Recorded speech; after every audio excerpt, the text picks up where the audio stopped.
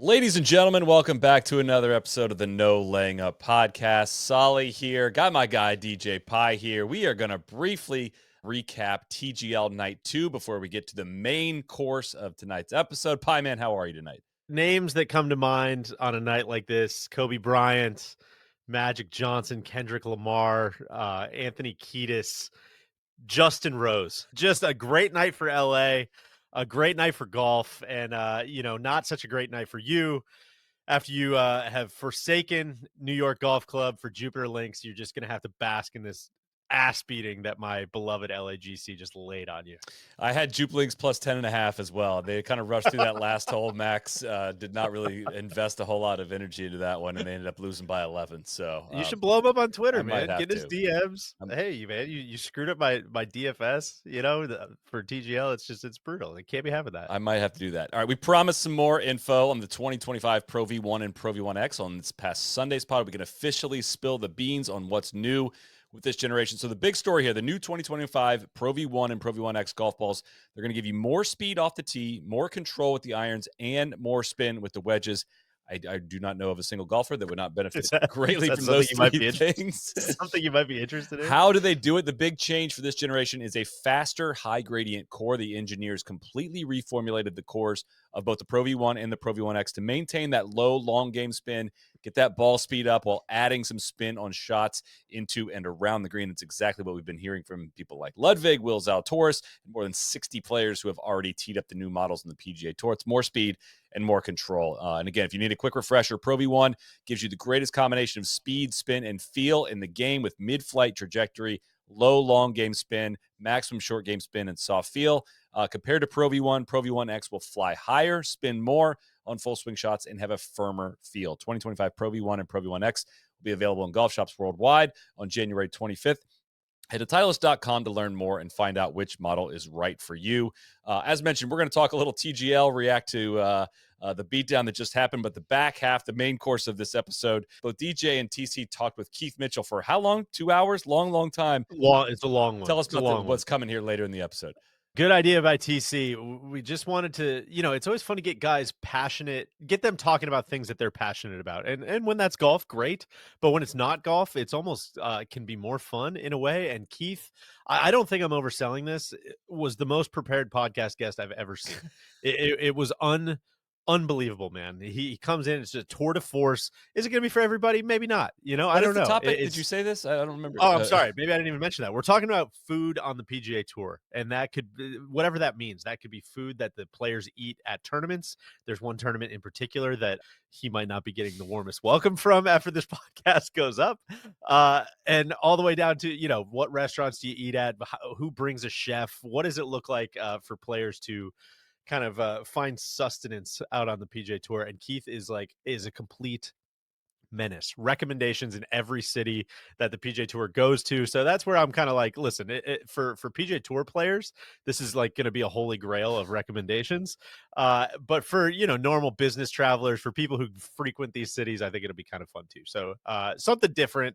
And, it's January, we don't need to be breaking down all the birdies and bogeys all the time. So it's something different and shout out to Keith for hopping on. Joel Damon was also supposed to hop on, equally passionate about food. And he had a conflict that popped up like an hour beforehand. So hope to get him on, and maybe we'll do a part 2 if it's not a total disaster. So if you want a lot of birdies and bogeys, we don't have a lot of birdies to talk about tonight from my beloved Jupe Links team. But listen, famously, you abandoned one of the worst teams and franchises, really in sports. This with the Chicago White Sox. My first question to you: at what point do I abandon? What do you give me permission to abandon Jupiter Links Golf Club? Because guys, I'm feeling about as low as I have about this franchise in a long time. I wasn't feeling great as from the walkout, when they paused and they're putting Tiger in all that red smoke, and you had to have a pit in your stomach even then. He's hobbling out, he's yelling at people, adults are trying to give him high fives. I mean, it was just quite a scene as he's coming out, and then the golf just doesn't just didn't match up. My guy Kiz just cannot get through the ball, can't crack 160 ball speed out there. It was just a comedy of errors, and to make a very unserious point somewhat seriously, tonight just underscored to me, I feel almost pretty validated by tonight in that, yo, this is not a serious Can't be. competition. And the more serious you take it, the more absurd and like cringy it's gonna get. I have a It's a comp for fun this. Can it's I a fun TV show, Yeah. man. And tonight was super fun. I have literally never seen Tiger Woods laugh harder. That I've never seen him look more like a human being who's just like having a great time than he did tonight as he's down, 10-1 against Tom Kim something has called fuming. He's LAGC. gotta be Like fuming watching this. Just it, his team getting demolished, and they're just hamming it up, laughing it up out there like they don't even care. Can I give you my comp for what this might be? NBA All-Star Game. It's like, hey, yeah, most of it is just like run and gun and show off, and then like at the very end, this might get a little competitive. Like I could see that, but look, in week 2, are we going to pretend like this is competitive? They got a long way to go in the competitive front after the first 2 weeks. of course. But I think there are enough moments that offer glimpses, which again, like if you isolate any of these bites, it's going to make it sound like I'm thinking this is like the greatest idea in the history of entertainment, which it's not. But there are enough moments where it's like, oh shit, I wonder if he's gonna make this That's putt. kind You of know, that like if it got close, like it's here's what I'll say: both of these weeks have been absolute ass kickings, and they've been mostly entertaining. Does the second hour really, really, really drag? Do you really start to be aware of like, man, there's a lot of ads in this thing, and this is starting to move How does slow, it and go long? It's a made for TV event. It went 20 minutes long. I do not know, but it's the first hour's electric, and I think that if it was close, I think it actually would be pretty Yeah. fun. So I remain bullish. I kind of had like quite a curve, like an excitement curve this week, where we're all in the garage drinking high noons last week and laughing about it together. I was like, okay, well that's not gonna be the experience every week, so maybe we overblew it. Maybe it's not gonna be quite as good. And I was a little worried tonight was gonna be even more cringy, which in spots it was. My guy Justin Rose coming out doing the LA fingers, not great. That's tough. That's tough. City's already going through a lot, man. We don't fucking need that. Just Uh, smiles. Smiling. yeah, that was tough. I don't know. I think it remains a very entertaining TV show. It is Tuesday, January 14th. It's 6 degrees at my house right now, and but my wife made some popcorn. We're sitting there having a heck of a laugh together, and it's great, man. I had a great time. It does. I can't tell if I like it because of like the memes and what it's actually done to Yes. golf Twitter. It's like reactivated golf Twitter, which is pretty much not there anymore. But everyone is online making cracking jokes about it. Like it's almost just a meme of itself. None of my 3 kids wanted to go to sleep tonight, so I was in and out of the whole thing. And every time I had to leave the room, I felt like I was missing something. I was like, man, Right? what if something happens while I'm out? I'm like, man, that might be kind of one of the strongest, weirdest endorsements I could possibly have for it, other than like, Alabama. It's like a Alabama Western Kentucky matchup out there, and my boys just got steamrolled. I had to go give my bathe my young son as well. Yeah, when I came back, I got a Slack from you. Hey, can you put crying Jordan face on Tiger's mom? Like, whoa, what did I miss? This must It be did not God. turn out great. I made one and it did not turn. It was not publishable. But I mean, just like the cut to the Juplexes is getting their brains beat in. They cut to his mom, just like embarrassed over there. It's just like, what has happened to my Uh, son? This is the same guy that did the 2000 majors, won 3 or 4 majors that year. it feels like the ass beating also just kind of allowed everybody to exhale a little bit too, though. Where it's like it felt like the commentators were taking it less seriously. It felt like the players, like I mean, you could hear Max and Kiz and all those guys are just like yucking it up about how bad they're playing, which again, from a we're going to create very serious $1 billion sports properties and franchises here. Perspective, probably not great, but from a just like I'm sitting back here, on my couch watching and having a good time, like it made it really fun. So it's yeah, man. I don't know. I look forward to tuning in next week. Hate Atlanta Drive. I've always hated Atlanta Drive. So I need New York to bounce back. It's a lot on the line next week. I've already gone through 33% of the teams. I don't know if I can get all the way over to halfway in the league. The West Coast has set up a wall out there. I mean, and that a Crazy. lot is made usually of NFL teams when they travel from the West Coast over to the East Coast. But both Bay Area and LA have had no problem with the time zone change. Well, and especially coming into a hostile environment, home game for I Jupiter, know. right? I Didn't mean, seem like it. They travel. can't I mean, imagine. those LA Did fans not seem they like it. traveled really well. It seems pretty. I don't know. Maybe there's just so many mics open that you can't really do much, but not a lot of juice from the crowd in there. I feel like I could take some of those boos, when guys are hitting bad shots, maybe pot those up a little bit. I Like like some of the cheering I for the think that would get bad a little shots. Like more juice. Yeah, when that's it what was I headed mean. for the water, like when one of Yeah. six Kiz's balls was headed for the water, like the anticipation of it going in there. Also, they were trying really, really, really hard not to rip on the tech. It did something seemed like it was maybe not So sick. calibrated right tonight. What did Tiger have, like, 107 yards, and he ended 100 up flying it like Frito. best iron player in the history of the world, It was flies at, Neil in like, the first hole at the 145. yards. He gunned it wrong. Max hits one on the last hole, it's just like, "Yo, I did not pull that." Like, come on. It's going 50 yards left into the bottom of this 200-foot canyon. I mean, it's just like it's great. Shane Ryan was saying that on Twitter, though, too. I think he's like, that's like that's a feature. Like, unpredictable tech Totally. is like the 2 thumbs up, man. I'm in on that. Max also hit one of the worst putts I've ever seen. I don't know if those things are hard to read or what, but that one looked quite ugly.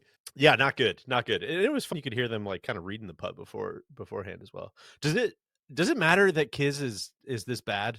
Like, is this a problem? Yeah, it's part of like the delay in the roster staying the same a year later is kind of like it's a unique snapshot in time. I don't know if he was fully retired at the time that they started this, but yeah, there's gonna be Who are the guys that made the Ryder Cup team after 9/11 when they it's like froze? Mark Calcavecchia or somebody like lost his game completely by the time 2002 Ryder Cup rolled around. Oh god. I've looked this up before actually, but I forget who. Curtis Strange, I think, was the captain. But yeah, the world ranking. Yeah, Hal Sutton had fallen to 125th in the world, and he was 20th when he teed it up at the 2002 Ryder Cup. That's the name. Oh. Calc had lost his game as well. Stuart Sink had fallen backwards. It's a little bit with some of this. Yeah, I mean, it was interesting to see Tiger come out and kind of that whole scene. Look, I wouldn't call Serena's booth appearance, something I would run back. They cut some DJ Khaled. That was a pretty clutch move. He made one appearance, Yeah. no interview. That's an appropriate amount of DJ Khaled, I think. Yeah, I don't think anyone was asking for more, you know. One of the highlights of the night, I think, was the for me at least was the Twitter going on of the different ways of tanking for draft picks that we could Yeah. see for Jupe Links. Shitting for Sargent was out there. That one got me pretty good. Well, especially since some of these holes are like 900 yards long, get some firepower in the squad. I was really feeling upchucking for Charlie. That one didn't really get the kind of the run that I was hoping for. And then getting the spear, watching guys blow it right past the bottleneck of the spear, it just broke my heart. Spear's irrelevant. I know. Spear's irrelevant. I think it's time for that conversation. It was once a great hole, and now it's just the game's passed it by. It's really a shame. The governing bodies need to do something about that. Or two unsolicited builds for this thing. I feel like we're kind of building the plane as we're flying it here, and I don't think this is a I very think they'll serious. listen. I think they will clearly serious listen. league. The single stinks. It's not good. It can't hold a candle to the triples, which is just fast moving. There's always shit going on. I think get rid of the singles. It's not doing anything for me. 12 holes seems like enough too. 12 holes seems like enough, so I'll actually add a third. I co-sign that. And then the third thing would be, like, if we're gonna have these blowouts, I was texting a buddy about this. Why doesn't each team just start with like a pot of points? Like, say each team starts with 5,000 points or 10,000 points or whatever, and you can just bet on anything, right? It's like, I bet you're gonna miss that putt. I bet I'm gonna outdrive you here. I bet we're gonna hit it close. Let's do closest to the pin here. Let's play this hole for 1,000. Let's play this hole for 10,000.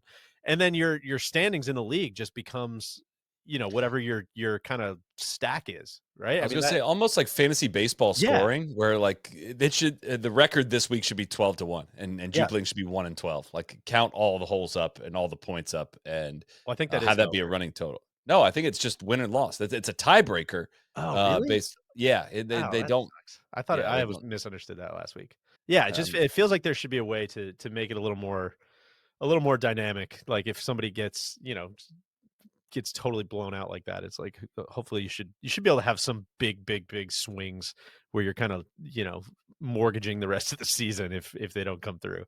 Well, it also seems like people still are not really fully understanding the hammer or how it works. It's kind of weird in that if you get into a really advantageous situation, it doesn't make sense to throw the hammer because they can concede and then the other Right. team gets the hammer back. So the hammer is just not quite working, I don't think, the way they maybe Agree. anticipated. But again, that's something that can all really be Yeah. tweaked. So Well, listen, if it's a 1 or a 0, it remains a it's still 1 one. in Oh, my for sure. in my book, I and enjoyed it. I Yeah. look forward It's to watching this funny. week. It's It is. like legitimately funny. It looks like the guys are still having fun. That was a big carryover from last go around. And yeah, I got to really throw some question marks at the roster construction of Jupe Links. And I just don't know where I they hate go that from here. I know you don't wanna hear this. Little like, Tom Kim poofing it around out there is not gonna help your squad either. No, The way that some of these holes, I mean, it's just you gotta carry the ball 315, 320 to be a contender out there. Tom Kim doesn't have that in the tank.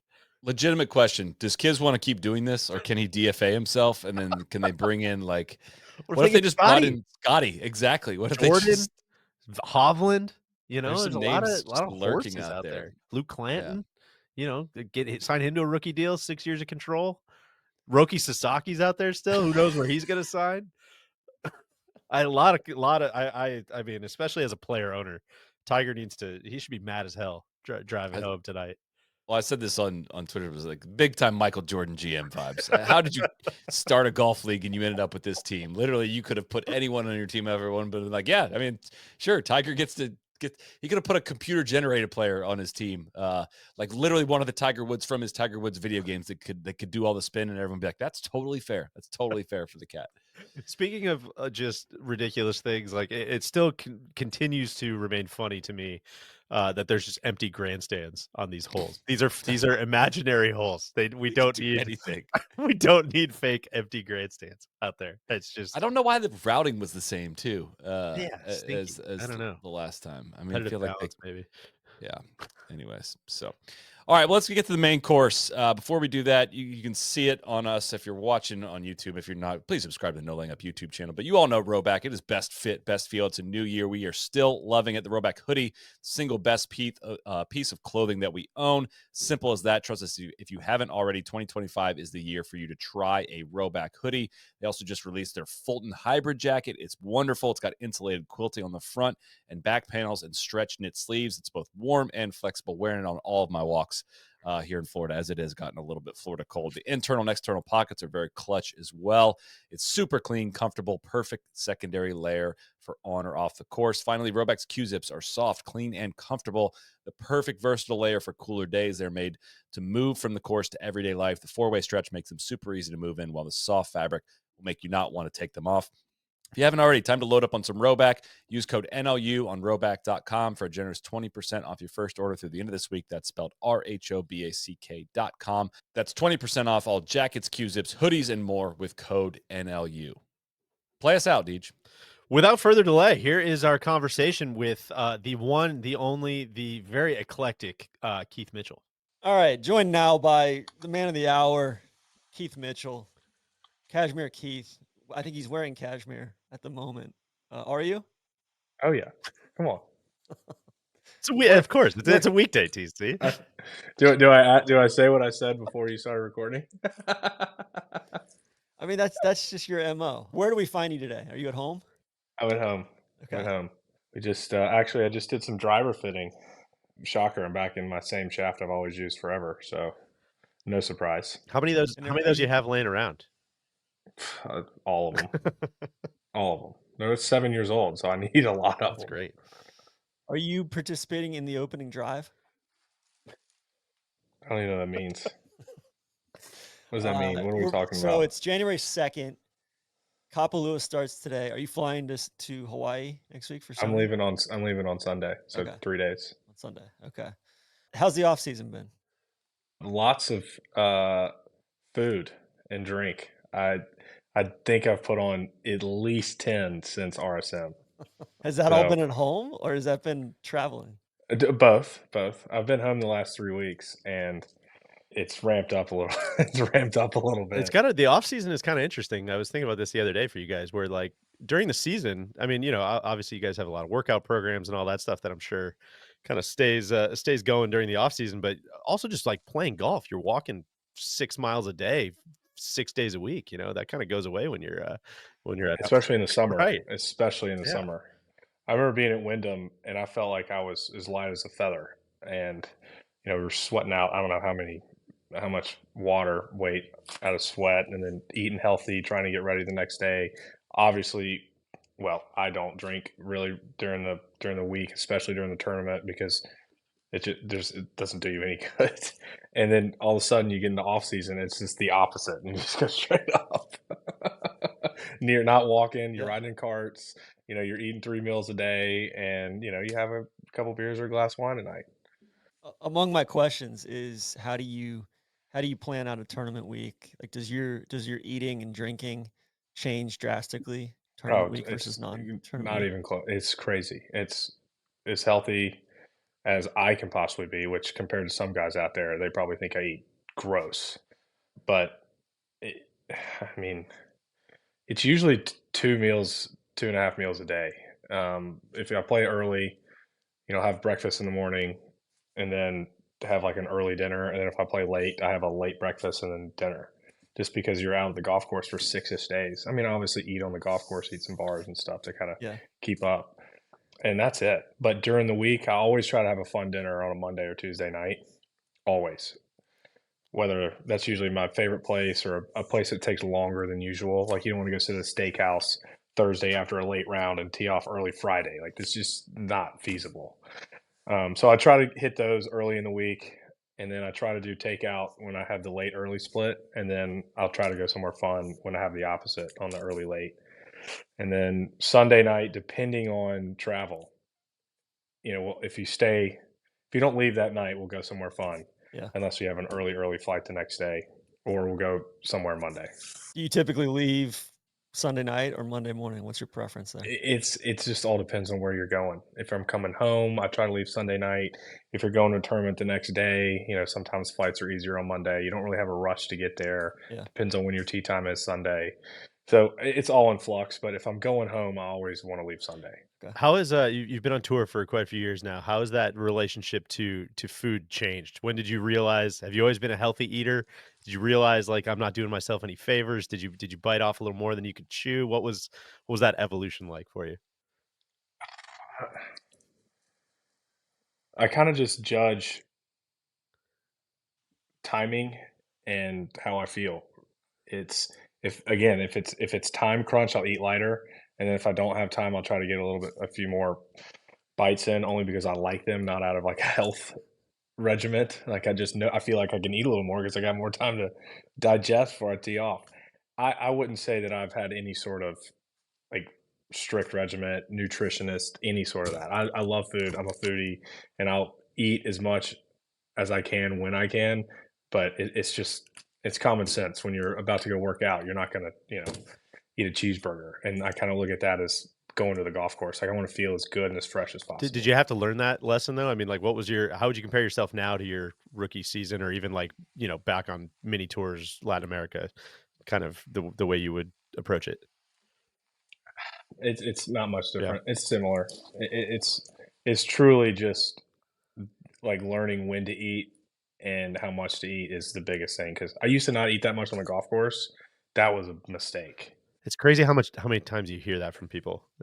I never really did. I never really thought about it, but then you start looking at some trends of how you play on the back nine in a hot day, and you haven't drinking anything but Dasani water, and Which is and had trash. lunch. Right, that was me saying that. And you haven't had anything but lunch, which was 2 hours before you teed off, and you've been on the course for 3 hours. You haven't eaten anything for 5 hours, and you're sweating, and you're wondering why you're getting pissed off when you hit the middle of the green.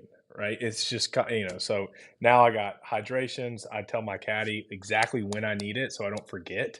Because, of course, like if I'm just cruising or talking, like I'll forget to do it. So I tell him when I want my hydrations and when he needs to hand me a bar, and I just take it because I know it's what I need to do. What's your favorite cuisine? Oh, all of them. I mean, if I have to choose one, I would say good Mexican can go throughout the day. Okay. You can have good Mexican breakfast, lunch, and Mm. a nice dinner. And I'm not talking refried beans and like rice. Yeah. I'm talking, good huevos rancheros in the morning with avocado. And then you can get light tacos or fajitas at lunch, and then you can get like a steak with chimichurri at night. I mean, you can crush Mexican. You can get ceviche. I mean, just the range of Mexican food, I would say, is the biggest. And that's not your typical, down the street enchilada Mexican restaurant. I'm talking real good, high quality, authentic Mexican Anything? And then or anything you Tex-Mex. don't like? No, I like everything. The only thing I don't like is nuts in my dessert. I think it ruins a dessert. That's done out. If you're a guy that likes peanuts in your brownies, like we're not friends.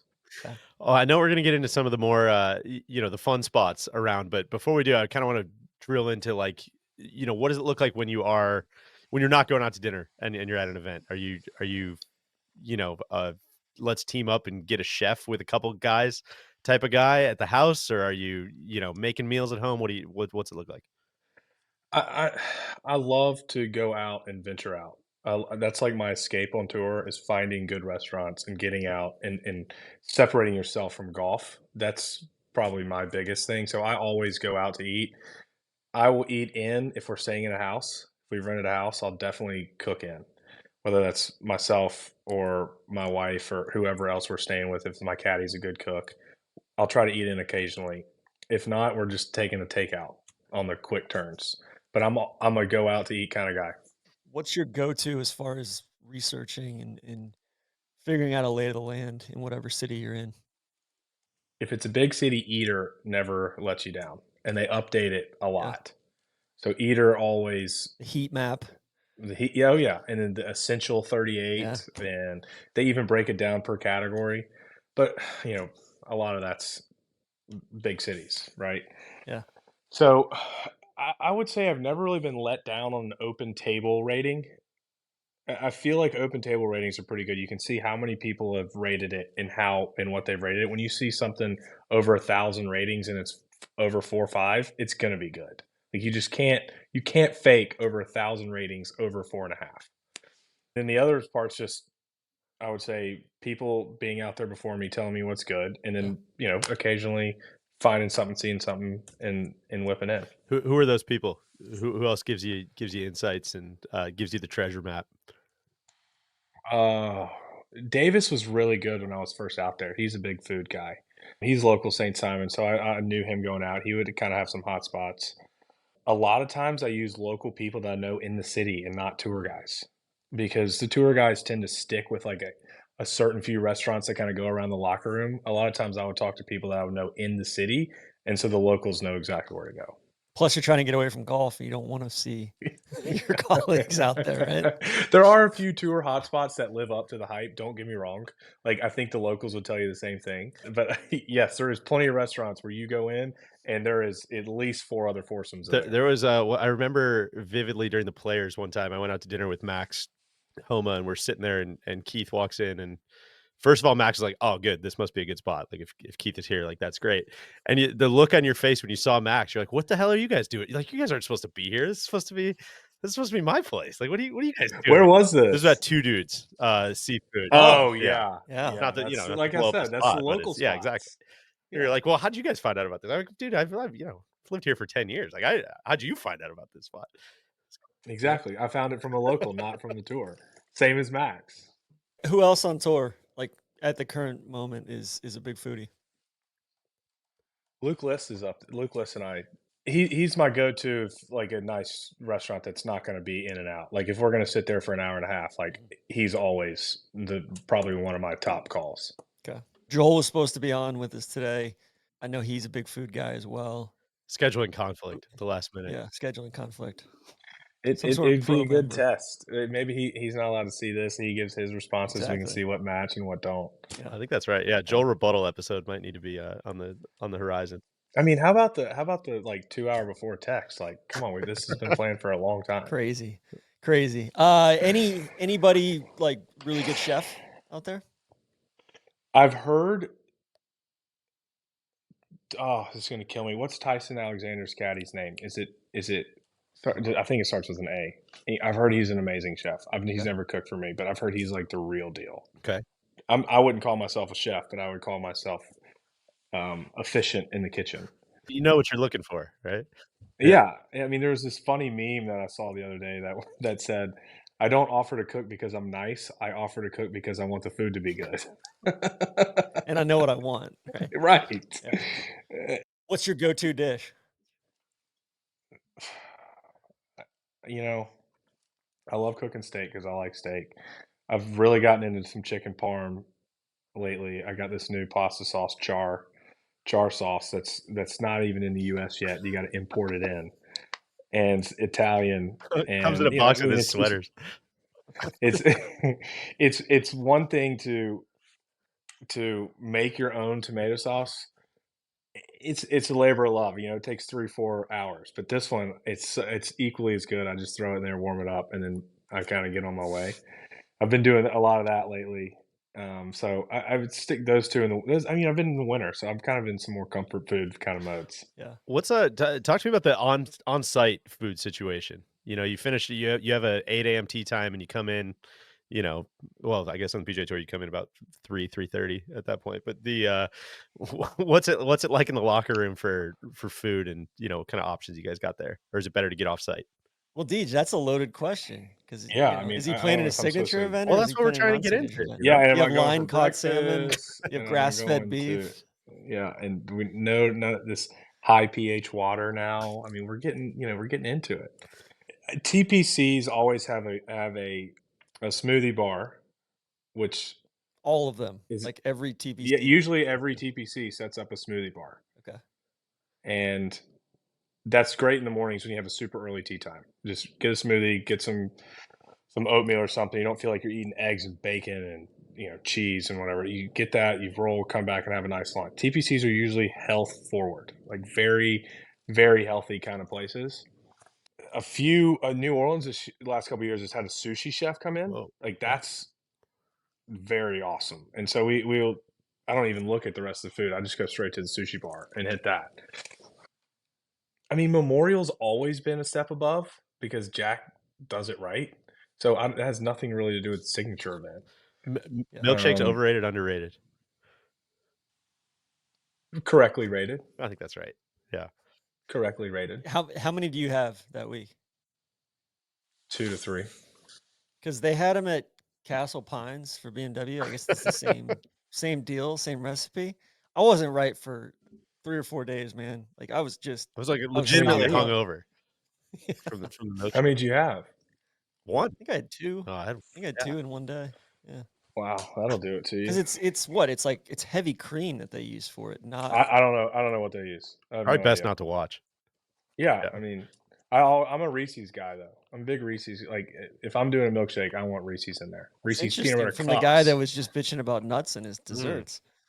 Peanut butter is not nuts. It's a texture thing. Okay, let's be real. Interesting. Just power rank then, you're looking at the tour schedule. What are the top 5 events on tour? All in, full week, whether it's food on site, food off site, restaurants around town. What do you look forward to the most? That's hard because they're very different. Yeah. Like the caddy dining in the non-sushi bar in New Orleans is pretty shit during the week, but the food off the course is unbelievable. Don't they always have at New Orleans like the big is it oysters out on the range? They always have like some Yeah, big crazy thing out on the range, yeah, right? the pro-am's got great food. I mean, New Orleans is just it's all over the place. Yeah. I would say if you put New Orleans, Napa, and Vegas, those 3 are by far the best off the golf course. You cannot compare a normal town to those 3 places. I mean, Thomas Keller runs Napa and Yountville. I mean, you got the best restaurants on earth there. Vegas is a combination of every great restaurant in any big city that's made a name for itself goes to Vegas. Mhm. And then New Orleans is New Orleans. So like those 3 off the course, by far the best. I would say, and I'm breaking. You asked all in. I'm breaking Yeah. them up because I just feel like it's Okay. just not it's an equitable question. But on like at the golf course, the old CJ Cup in Jeju Island, hands down number 1. Hands down. They had like tomahawk steaks on the grill, full sushi bar. They had a full Korean setup. It was unreal, unreal. And we unfortunately we don't get to go back. Are you a big Big Korean food guy? You like kimchi and all the Well, soybean Sungjae, paste? we Okay. played the U.S. Open at LACC, and Sungjae took me to a Korean food place and ordered everything, and just I loved every second of it. Not only his company, but the food was awesome. And so that I would say, current setup, the players Okay. is done right. I mean, they have dinner for us. We can go into the locker room after the late round and have dinner in the locker room. That you don't see that any other tournament. People, like, DJ and I talk about this a lot. Just the clubhouse at TPC Sawgrass, great restaurant in there. Like, they do a great lunch deal. They got happy hour. They got this great duck dish that they always do for dinner, and one of the best wine lists in all of And it's Jacksonville. kind of sick because I think everybody in Jacksonville thinks it's private, so nobody goes there. So you roll in and there's always So open you're tables and giving up the yeah, secret. You just gave up that's the okay. secret. I don't live there anymore, so that's all right. Sorry, TC. Well, I would say that we would eat dinner at the golf course if the clubhouse food was served their normal food. I would say, Mhm. and we wouldn't mind. We're gonna have to pay for it somewhere else. So like, oh, it's too expensive. We won't do whatever. Like we'll pay for dinner. We understand breakfast and lunch is taken care of, but we will pay for dinner. I think a lot of people would take that up, considering the food's good. Valspar, no chance. That is It's a the tough spot. worst food ever. I You're swear there's like 4 people that eat lunch Mm. the whole week. I mean, it is. I've heard some quotes in there And that there's nothing else good around there that either, are right? no. There's a few bleak good scene. places. There's a few good places, but I'm not kidding you. Some of the quotes that people have said walking out of there, I was like, prison food, Oof. whatever kind of it is just. And I'm sorry, I love that golf tournament. I played great for 3 rounds this year. It was my first PGA Tour event I ever played in. When I Monday qualified and finished 11th, special place in my heart. Best coffee shop of the year outside at the Really? Fix. But the player food is everything but unedible. Oof. Okay. That's tough. Best coffee shop of the year. Yeah, a lot The packed in Fix. there. Yeah. And that's a Bo Hostler. I asked Bo, I was like, Bo's the coffee guy on tour? I mean, insane. Yeah. I mean, you can go to his Instagram. He has like pictures of all the coffees he's had on tour.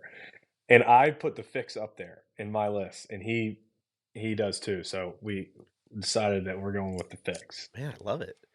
Any other coffee standouts? And also, what's on your tour? what's your coffee kind of handicap? What are you are you super deep into it? What are you ordering when you roll Yeah. into the Fix? Well, you always know a good coffee shop when they have the sizes correct on their Yeah. on their board. Like a cappuccino is 8 ounces, a cortado is 4 ounces, a flat white 6 ounces. A latte can be 10, 12, 16, whatever. But if you ask what size cappuccino or what size flat white you want, just walk out the Yeah. door. Wrong It's not. question. It's just Yeah. not. It's not for me. And then the worst is when you watch them steam the milk and they like spin the cup instead of like putting it in where it spins the milk itself, and you hear this. Like I Drying would it rather out. walk back there and do it myself. It's Do you have and so a proper setup in your own house? oh yeah, Okay. oh yeah. I mean, proper's not. I don't have like a La Marzocco, but I have a nice Breville and a ratio for regular coffee, and a grinder and a weigher. So like, yeah, I'm not a pro, but I'm definitely like a high level amateur. Sure. You're not embarrassing yourself Uh, out there. You need some shots. Yeah. Yeah, yeah. Other standout coffee shops on tour. Kona Coffee Purveyors in Sony. Okay. Unbelievable. Kona Coffee, in my opinion, is the best, period. You can't really find pure Kona coffee very many places because it's so expensive because there's so little of it. It's the real deal. Their pastries are good. Their coffee's good. I had in my first espresso tonic there, which I don't know if you've had Yeah. those. They're awesome. I tried to make it at home and just poured the tonic straight on the espresso, and it like exploded. Like you have to it's like a chemistry project to get it to mix without losing the carbonation. It's a real deal, and great afternoon beverage when you don't want milk, you don't want something heavy, but you want some espresso, you want something. Espresso tonics are fantastic. I've also done them with Coke, espresso Coke. We call it an Americola instead of I Americano. might do that this afternoon. Takes you to the moon though. Like you got to be really down or have a high caffeine tolerance, because if you do Well- one of those and you need to do anything like putt or chip, you got a problem. Big problem. Well, that's a question I've got for you is how do you plan out or manage your caffeine regimen I'm just tournament one in week? the morning. I'm Just just one in the morning. Okay. Unless I'll have one in the afternoon if I play really early and I need to stay up before I go to bed.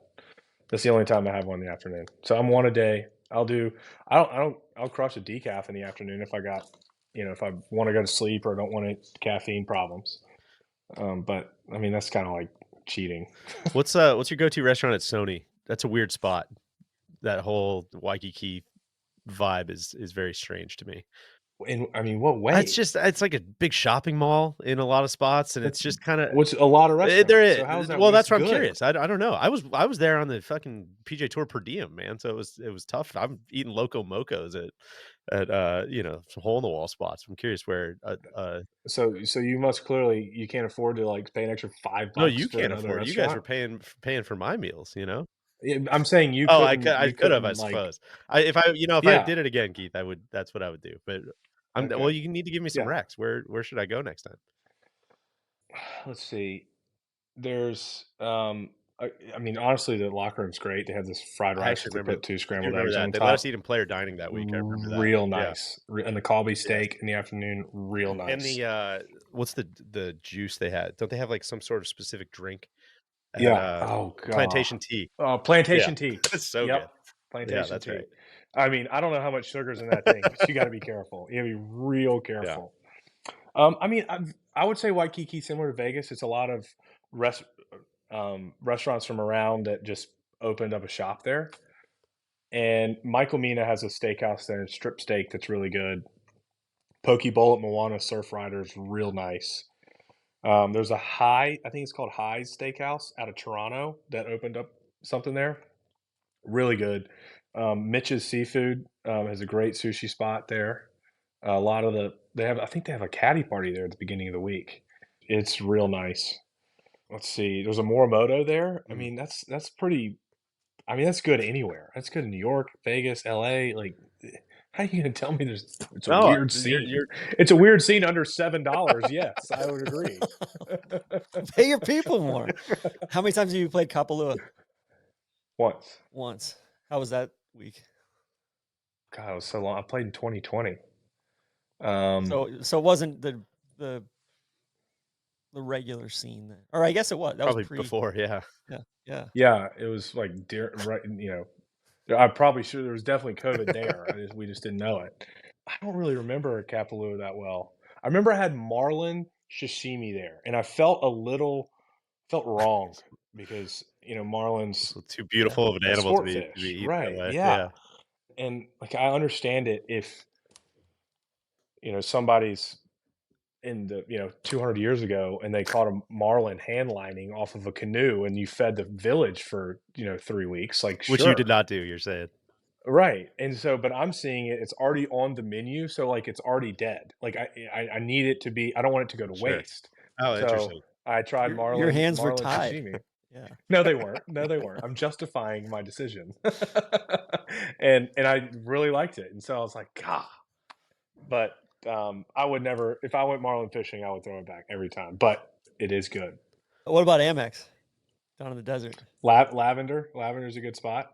Okay. Arnold Palmer's is good. They have an awesome picture of Arnie, like a portrait painted in there of him with this like baby blue cardigan.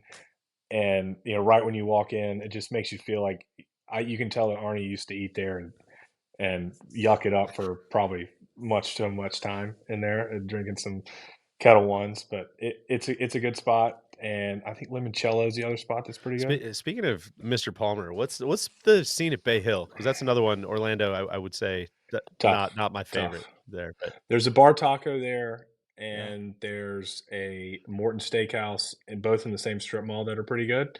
I've actually gone to downtown Disney at the STK a couple times. It's nice. Kind of haul. I was staying kind of that direction. So, but Dr. Phillips, that is that what I think it's Dr. Phillips. They have some decent spots right around Lake Road there. and all that.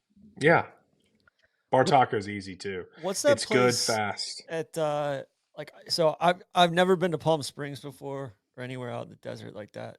Isn't there a place that's probably good? I don't. Yeah, that's not you. That's not your scene. It's like the ultimate like cougar den out there, like a bar. The nest, crow's nest, or not the crow's nest. I think it's just the nest? Is that right? The crow's nest is Augusta. Yeah. That's not a cougar den. Yeah, maybe I'm thinking of a different thing. Okay, I'm pretty sure it's the nest. That sounds that's right. Wasn't Randy was there a couple years ago? Wasn't he? Oh, you okay. Yeah. Yeah. I don't know. I've just heard that place is legendary. I've never been. I've Okay. never been. Hold that against me or hold that for me. I'm not sure. Torrey Pines, any standouts? Piatti's good. The little Italian place in the Hoya Shores is real nice. There's kind of like a cold war of the sushi places there between Ken's and Himitsu. Himitsu's really small. It's only got like probably 8 tables and then a sushi bar. And if you sit at the sushi bar, they'll do like an omakase for you. And they have this fried, or it's not fried, it's called katsu. So they have a katsu ribeye sandwich. It's like Wagyu ribeye on like Wonder Bread, like white bread, crust cut off. Unbelievable. And it's like this ponzu dipping sauce. So I'm a Himitsu guy, but there's some people that swear by Ken's. I've never been to Ken's, so I'm not a fair judge, but it's definitely a Himitsu Ken's kind of vibe down there. Okay. Yeah, that sounds like homework for you this year. That's true. Go to Kins, report back. Yeah, I would love a taste test between the two. Yeah. And then you got to pick one. Okay. Feed I it got to play to war. tour first. That's true. I might not play. Pebble? Tap room is equally rated as I was going to ask. It's rated very high. Leave the tap room. Their wine list is, I mean, it's expensive, but it has got everything. Yeah. You go with the right people. There's a couple guys out there that I've got to know well. They're overly generous, and they'll have a table every day at 7:30 right in the middle of the restaurant. Slide in one night with them, have a great time, laugh, drink some nice wine. It's legendary. You get the right crew, and the servers there, they all remember you. I've been there, I don't know, I guess I've played 7 years in a row and probably eaten there 3 nights a week. So maybe they just remember me because I'm a frequent. But it's great. The ribeye chilies lives up to it. The steaks live up to it. They have a salt tray that comes with it. You can get all these different salts to put on. I mean, just next level kind of stuff. The Cashmere Keith thing is like kind of a bit, obviously, but do you just love the pro-am vibe of that week? I mean, what's your takeaway from that week? I love it, but I've also been so lucky to have great partners. I've never had a bad experience because I've never had a bad group. And when you have a good group, it's so much fun. It's because it's way less intense. Yeah. You have somebody to, just have fun with. I'm a big fan of it. I really truthfully think that they should have the AMs play the weekend because I'm sorry, like I don't care how good we are at golf. People want to see Tom Brady. People want to see, the antics of whoever, Ray Romano, Bill Murray, or any other new comedian, Nate Bargatze. Like that is like good television. Like I'm sorry, like us hitting shots is only entertaining so long. And if you I play with Larry the Cable Guy. I mean, he had more crowd interactions. He'd pick up after 2 or 3 shots when he's out of the hole. He would just walk up and down the crowd, do some funny stuff, blade one, shank one, almost hit somebody. Like it's good entertainment. That's what it is. I feel like they missed the mark on that tournament. But again, I've had good people. I play with great people. Yeah. And I mean, people want to see. There's no way people wouldn't come out to watch Tom Brady and Josh Allen play golf more than they would watch me and Joel. I mean, let's be real. Well, it feels like it's stuck in the middle too, because we talked about this a lot last year too. But if you're going to go to Pebble and you're going to say, all right, we're making it all about the golf. We're making it all about the golf course. We're making it all about, the golf experience. Just make it a U.S. Open. It doesn't need to be an AT&T. AT&T. Yeah, just don't go there in like February, right? Like, or make it the Tour Championship, or make it make it later in the year where like the weather's perfect. And they just need to let the AMs play the weekend and cut. Obviously cut it to 20. We're not talking about, and you don't have to show them the whole time, but a few fans that are on site, that are on site would so much rather see some of these superstars than just me and Joel walking around once a year. It's once a year. Like, come on. Yeah. What any other standout spots in Carmel? Need a coffee spot there. We're gonna be there in a couple of weeks. We need to file away coffee ideas. I've been to a couple places in Pebble that are good. I mean, there's a lot of really good, like kind of low key Italian spots, like Biciclette. It's good. I mean, it's good. There's one. It might be like the patio or the porch. It's really good. I feel like the Italian food's creepily good out there. Casanova's good. Go over to the sardine factory. Grazings is good. I've always stayed in the Carmel Yeah. by the Sea kind of area. Ate at I've also eaten. Che Noir last year. Yeah, Very good. I yeah. think it got a Michelin star. There's a, After there's a you there's a came through. there's a chicken place there that apparently everybody loves. Yeah. Davis, I can't remember what it is. But it's like a hole in the wall chicken place. I mean, Deej, you can tell the folks about my tap room order. What did you get? Oh, what did you get? That's got right. I remember. all three I think I blocked soups. it out of my mind. That's right. Like, yeah, TC, we go into the tap room and they're like, he's like, "What's the soup of the day?" And she lists off 3. He's like, "Yeah, I mean, I think I'm gonna have to get all 3." Let's I've just go. I've never seen someone order 3 soups I before. love soup. Did you man. get anything else? No, I think I just got it was like chili and then the 2 soups of the day. Like they had like a French Well, onion and something else. I'm a big soup guy. It's only in the winter though. I mean, I'm a gazpacho guy in the summer, Oh, but I it's love hard to find good gazpacho. gazpacho. It's Yeah. really hard to find good gazpacho. But I'm with you on the soups. I'm a big chili guy. Brunswick stew down here. All of it's good. Yeah. Pebble is the definition of soup weather. Soup weather. Yeah. For sure. I mean, Indeed. figuratively and literally, it is soupy out there. Phoenix. Scottsdale. One of the best margaritas at the Mission. Get the Mission Marg, but make it with mezcal. I'm a mezcal guy. Yeah. It's fine. It's just as good with tequila if you're a tequila, but they have an egg white in there. Game changer. I'm a big Absolute pisco game changer. sour guy, so I like Yeah, a so good egg white. Yeah. if you're an egg white cocktail guy, I got a funny story. I won't mention the name. A buddy of mine orders the House Marg. The House Marg has egg whites in it, but who reads when it says House Marg? You just order House Marg. He's like, "This is the best margarita you've ever had. Order another one." And I know this guy's picky, and I was like, "You know what's in that margarita, right?" And he goes, "What, tequila?" And I was like, "Egg whites." Put it down. Didn't have another sip. Really? I actually don't like it. Never mind. I was like, "That's not fair. You loved it until I told you what was in it, and then you didn't like it." That would be like Sally if we told him there's lettuce in it. He'd be like, "Oh, It's you true. know what? No, he would know. He'd know right away. He could see it coming. I'm a big try it, and if you like it, who cares, right? Like don't have a mental precedent of things you think you wouldn't like when you just tried it blindly and love it. And their House Marg egg white, out of this world. How'd you get into food? Were you always like this? I swear it's hereditary. My mom cooked all the time. That's kind of what I was gonna get at. I feel like some of this is just mental blocks that people grow up with. I agree. My mom, she never gave us the option to not eat. She just made dinner and that's what it was. Yeah. And I remember she didn't like eggplant for some reason. So my sister and I grew up thinking we didn't like eggplant until we had it. We're like, what the hell, Mom? This is great. It's like, sorry, I just didn't like it. So then, therefore, it said y'all wouldn't like it, kind of thing, or we never had it. So I really think, and I'm not a parent, and so I'm only going off my experience, but I grew up with my mom not liking eggplant, so therefore I thought I didn't like it, but I liked everything else. My dad made his own homemade Caesar salad dressing. My grandmother had like a cookbook that she had. Both grandmothers. My grandfather made the best ribs in the world that would always give me his recipe. So I truly think it's hereditary, but it's also, if you try it and you like it, you should continue to like it. If you haven't tried it, that's the worst mentality to say, I'm not going to like that. Because I did that with some things that my parents didn't like, and therefore I assumed until I tried it. Well, now you can get deeper into Middle Eastern food. Let that be a lesson. Tzatziki. Yeah.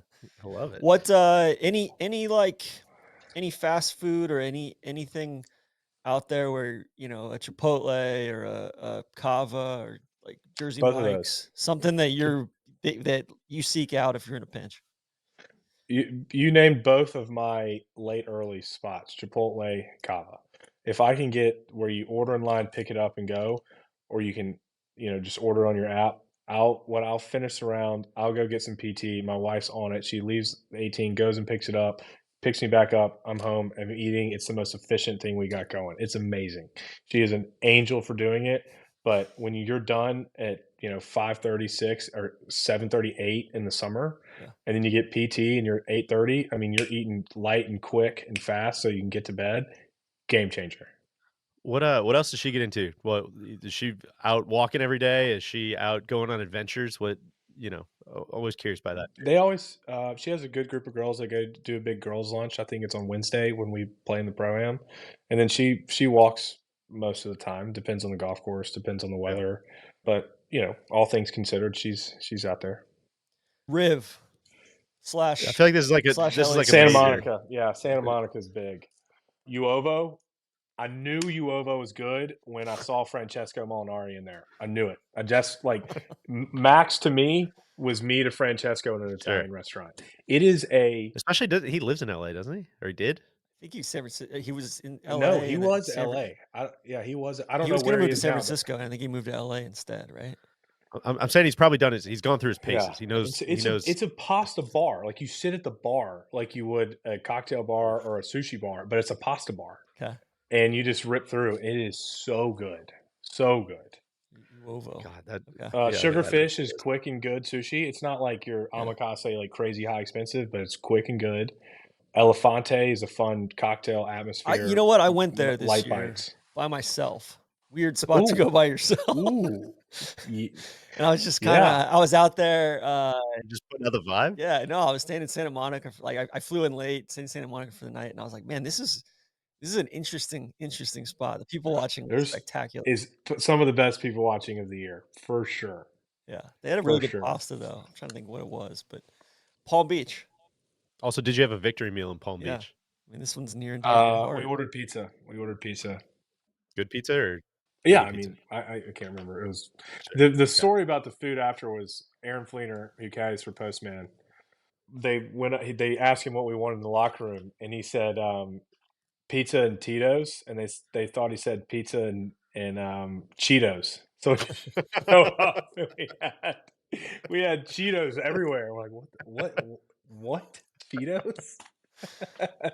And anyway, we got some beers and some Tito's, and we had a great time. But I think it might be Limoncello is an Italian place, had a great lasagna. There was like 7 layers of lasagna, and I had a good year there last year. I think I finished top 10, and we stayed that night to leave the next day, and I got a bottle of Sassicaia. So I remember that lasagna and that Sassicaia is next level.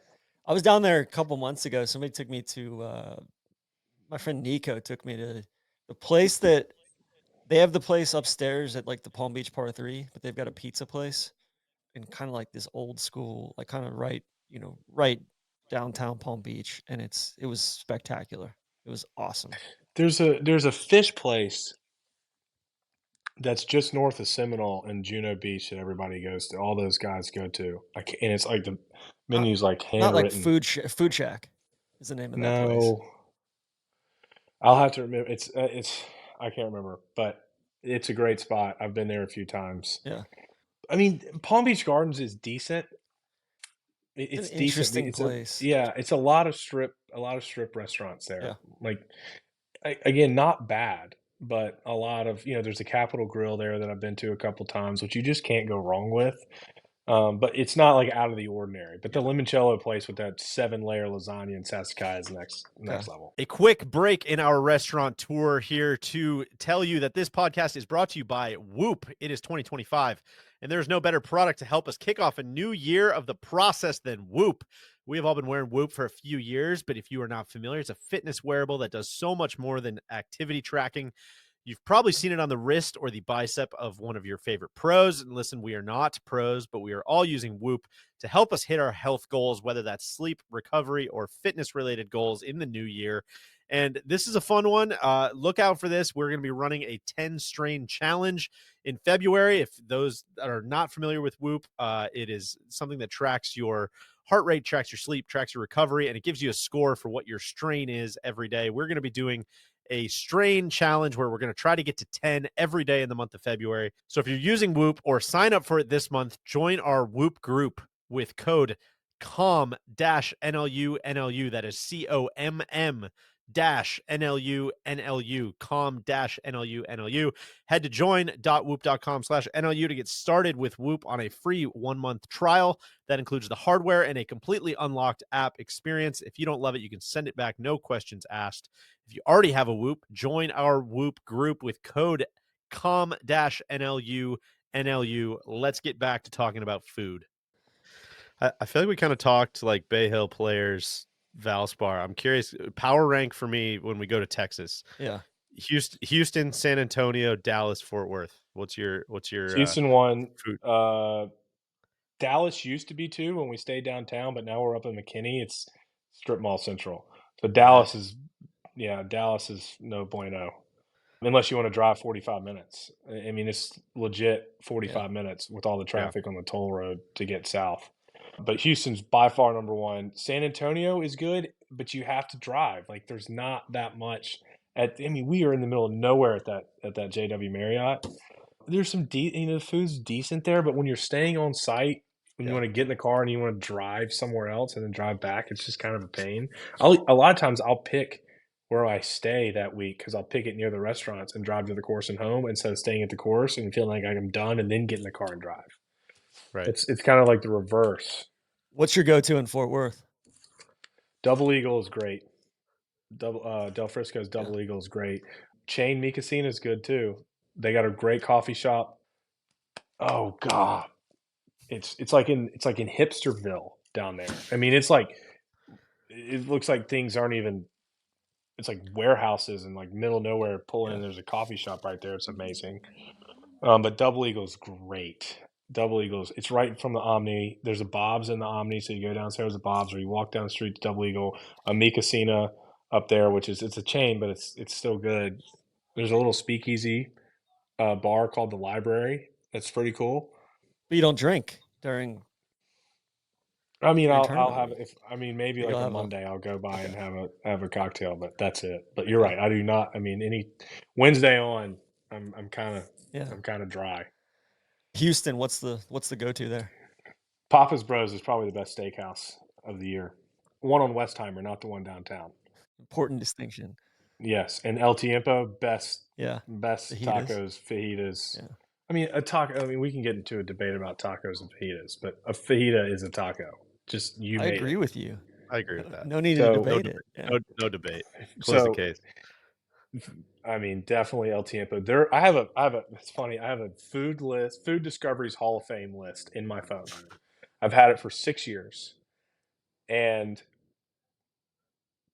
the green salsa from El Tiempo that they bring out to you made that list. Okay. And there's probably 25, 30 items on there. Probably 6 of them are Caesar salads, but the green salsa from El Tiempo made the list. Is this a golf specific list, or is this No, it's any everything. Kind of travel? Any travel, anywhere, any place. I mean, I kind of want to hear some more highlights from the list. Like, No, we unless can't- there's we can secrets. Like, what are you looking for in a Caesar salad? Yeah. Are you an anchovies guy? A big anchovies guy, but I don't discriminate. Like, I'm not like, if you're the person that says no anchovies, then how do you That's not a Caesar eat salad. Caesars? It's like and by the way, do we know what ethnicity? I don't know if that's the right word. What Mexico. where Caesar salad? Or yeah, it's a Mexican food. When people say they don't like Mexican food, but they like Caesar salads, it's like, I don't know. Everybody says Italy for some reason because they're all in Italian restaurants and steakhouses, but it's Mexican food. Tijuana, Mexico. I mean, what are your standouts? Dressing to lettuce ratio, big. Okay. Big. Crouton or non-crouton, I do not have a preference, but bad croutons out. Like real hard, crunchy, like break your tooth croutons, no bueno. Looking a little crispy on the outside, a little bit of softness on the inside. I've even had some that have like the cornbread kind of. I'm not a big fan of those. I've had a Caesar salad that instead of using anchovies, they use capers. Not bad play. Not a bad play. That's kind of reaching across the aisle. It is. It's for those people that say no anchovies but still want to see your salad. Then I can get behind you. Get behind you when you say that. What about like a crisp or something instead of a crouton? You see those sometimes, like kind of the big long crisps on them. That's okay, but you feel like you got to like break it up. Then you I'm not got to do a trying bunch to of work. I'm not a knife and fork Caesar guy. Like I want it done. That's well said. I'm not going to discriminate. When you grill a Caesar, it needs to stay that way. If they get the big long romaine and they grill it, I'm totally fine with you keeping it that way because you put extra into it. But if you just put the lettuce down and you were too lazy to cut it for no apparent reason other than aesthetics, out. If it's grilled, I'll give you the buy on keeping it without chopping it up. You get down with the wedge salad or no? Yeah, I can't. I'm trying to get back to my Caesar list here. So if you want to, I feel like you're sidetracking. Quit asking me questions. Yeah, like damn it. I have Delilah in Vegas, the most interesting Caesar I've ever had. It's not. It's almost like it came in those noodles that are like filled, where there's like manicotti or something. Yeah, it's like the Caesar had a bunch of those. It was really cool. Whoa. the local place in St. Simons, Ember, that has the caper Caesar. Big fan of that. Allegro, Mission in Scottsdale has a good Caesar. Have that down. KR Steak Bar in Atlanta. The Sagamore Pingery at the BMW in Baltimore.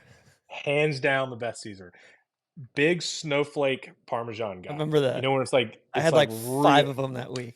Yeah. Yes. Big snowflake Parmesan guy. I don't like the big thick pieces of Parmesan or the long stringy ones. I want it like it looks like it just snowed on your salad. Flower Child for a chain with the avocado. It's nice. It's nice. And then Carbone. I mean, but everybody's gonna say that. Okay. What do you have categories in this Hall of Fame list, or is it it just? Oh yeah. What other categories we got? Well, I guess not. No, just Caesars. Sorry. Yeah, Caesars is it. The Caesars is it.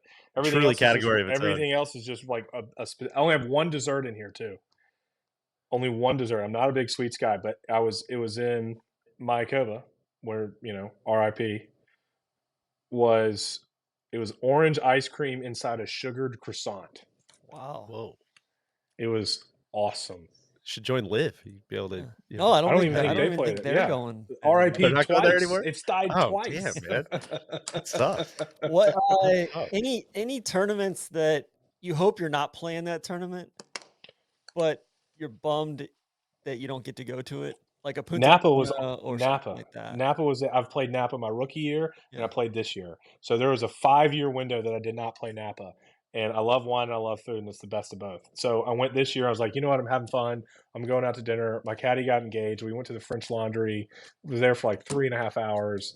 Went to Bouchon, whatever, and I finished 12th. I was like, what? I mean, what? And Pebble's the same way. Like I'm not as strict at Pebble because it's fun. A lot of my sponsors are there. I'm doing cocktail parties. And I've played great, so it's not sustainable, but it's not obviously once or twice a year, like whatever. What's your go-to wine? What's your palate like? I'm white Burgundy and Bordeaux. Those are my two. Okay. There's a couple Italians I like. Amedio Pepe was probably my epiphany wine. I had one. I had a 2012 Medio Pepe the other night. That slight effervescence in there. It's so fucking. The older the better with that one too. Yeah. The older the better. I mean, they do everything by hand there. Have you seen? Do you follow? It is on everything by hand. They're and foot. They're the ones like in their feet doing this. None of that technology stuff. Nothing. It is old school as it gets. And I got one on Wine Bid the other day. It's a 2001, and I opened it, and then the cork said 2023, and I was like, oh my god. I just got ripped off on this auction. I'm screwed. And then I looked again. It said decanted in 2023. So I looked up. What they'll do is they'll hold all the 2001s that they didn't sell or that they didn't purposely sell, whatever, in the cellar at the vineyard. And then when they're ready to release it, they pour them all out to get the sediment out, pour them back in the bottle, and then take however many bottles it takes left and then top each bottle off. So they probably, let's say, I'm totally making these numbers up, but let's say they have 1,000 bottles. They probably leave with 950 because they took 50 to top off the rest after they decant the sediment. So then I opened up a 2001 that was decanted and re-cleaned, whatever, in 2023, and it was like brand new old wine. It was so cool. You weren't worried about the cork. You weren't worried about the sediment at the bottom. And you weren't worried about it being bad because they threw the bad bottles out. There you go. There you have it. They do it right there. It's Bordeaux, a really cool wine. Yeah, I'm taking notes. Amedio Pepe. It's hard to find. Yeah, but my boy Ryder gave me 2 bottles pulling into the RSM this year. My man's directing traffic out there at 5 a.m. in 30-degree weather and just hands me 2 bottles of Amedio Pepe, and I was just.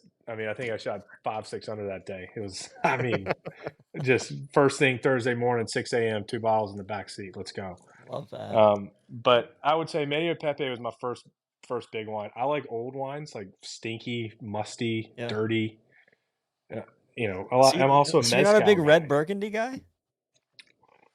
Because that's the old shoes, forest floor, feeling like you're rolling around in some funk. Some barnyard funk. I had a 1990 Armand Rousseau with a friend at Pebble. I was playing the Monterey Peninsula Pro member a couple weeks ago.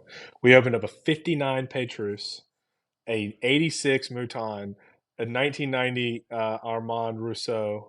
I think it's either Armand or Armando Rousseau, and then another Riesberg Burgundy from 1990. And I'm like shaking. Like, what is going on? Like, I just whirled over to his house, and these are just opened. And if you're not a wine guy, it's just 4 bottles of wine. No big deal. Whatever. Call them crazy. If you appreciate what those bottles are, it's like a golf guy walking on the first tee at Augusta for the first time. You're like, what is this? If you don't play golf, you're like, it's just another golf course.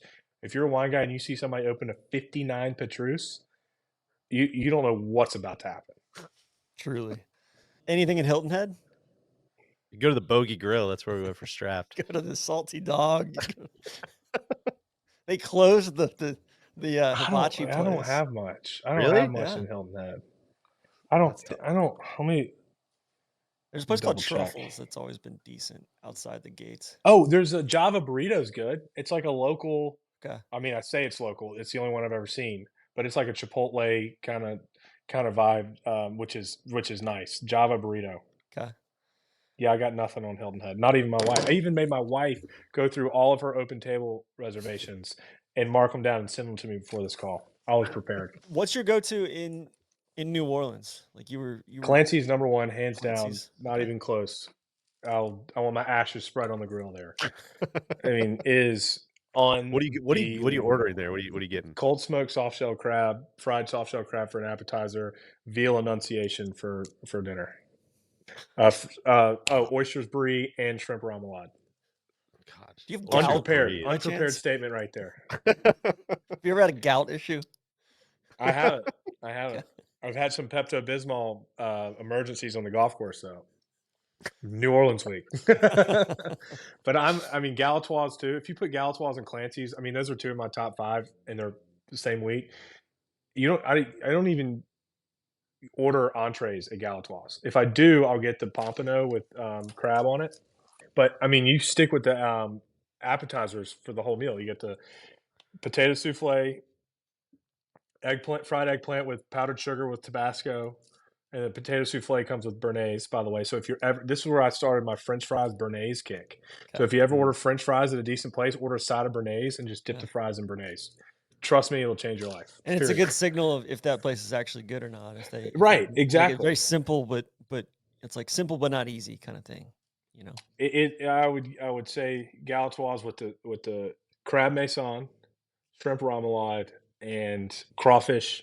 I guess it's crawfish maison too. Whatever. Okay. They have a salad with like all 3 of those. I'll just put that in front of me and I'll just go to town. Gotcha salad, killer. White burgundy with all that. Montrachet, game changer. My buddy nicknamed the Monterey Peninsula the Montrachet Peninsula. What about a little more off the map? What about Detroit? You gotta go off the grid for some ethnic food? Or I've only played twice, and I stayed at the Shinola Hotel, and they have an unbelievable bar downstairs that has a hot dog and fried blue cheese olives. And so I've gotten a martini when I miss the cut with blue cheese olives with a side of fried blue cheese olives and a hot dog. What's your martini? What's your go-to? Martini. Bombay Sapphire up, extra shaken, blue cheese olives with a vermouth rinse. And a good martini. That's what my dad always ordered, so I got to give him credit there. But a good martini when the glass comes out cold, it's filled halfway up, and they bring you a carafe that's on ice next to it. So because the first half of your martini is usually nice and cold, but the second half it's kind of like thank God you've already had half a martini, or the next half will be really hard to get down.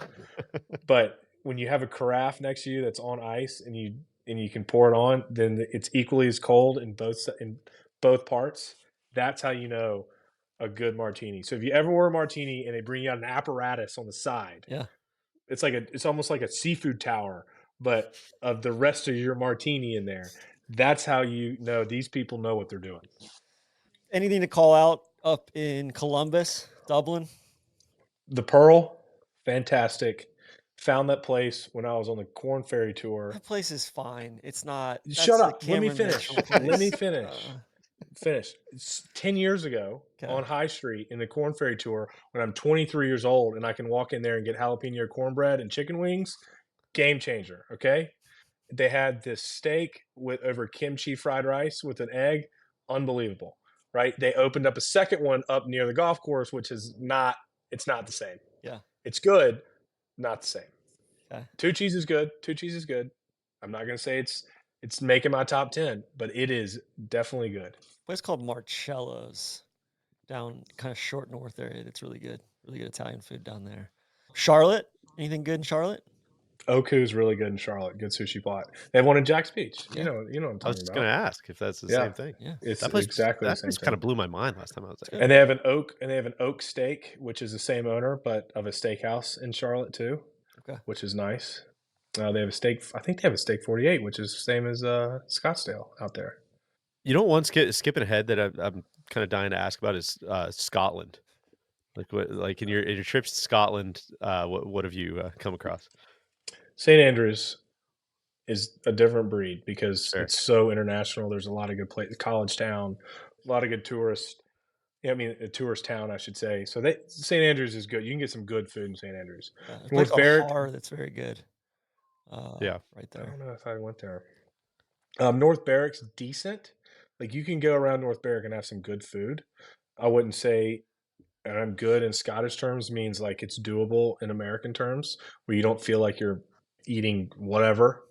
But outside of that, Port Rush isn't Scotland, but Port Rush they got a couple good restaurants there. But I mean, those are the kind of places if you're going for a major and you rent a house with the boys and you bring a chef over. I know a lot of guys do that. I've never done it.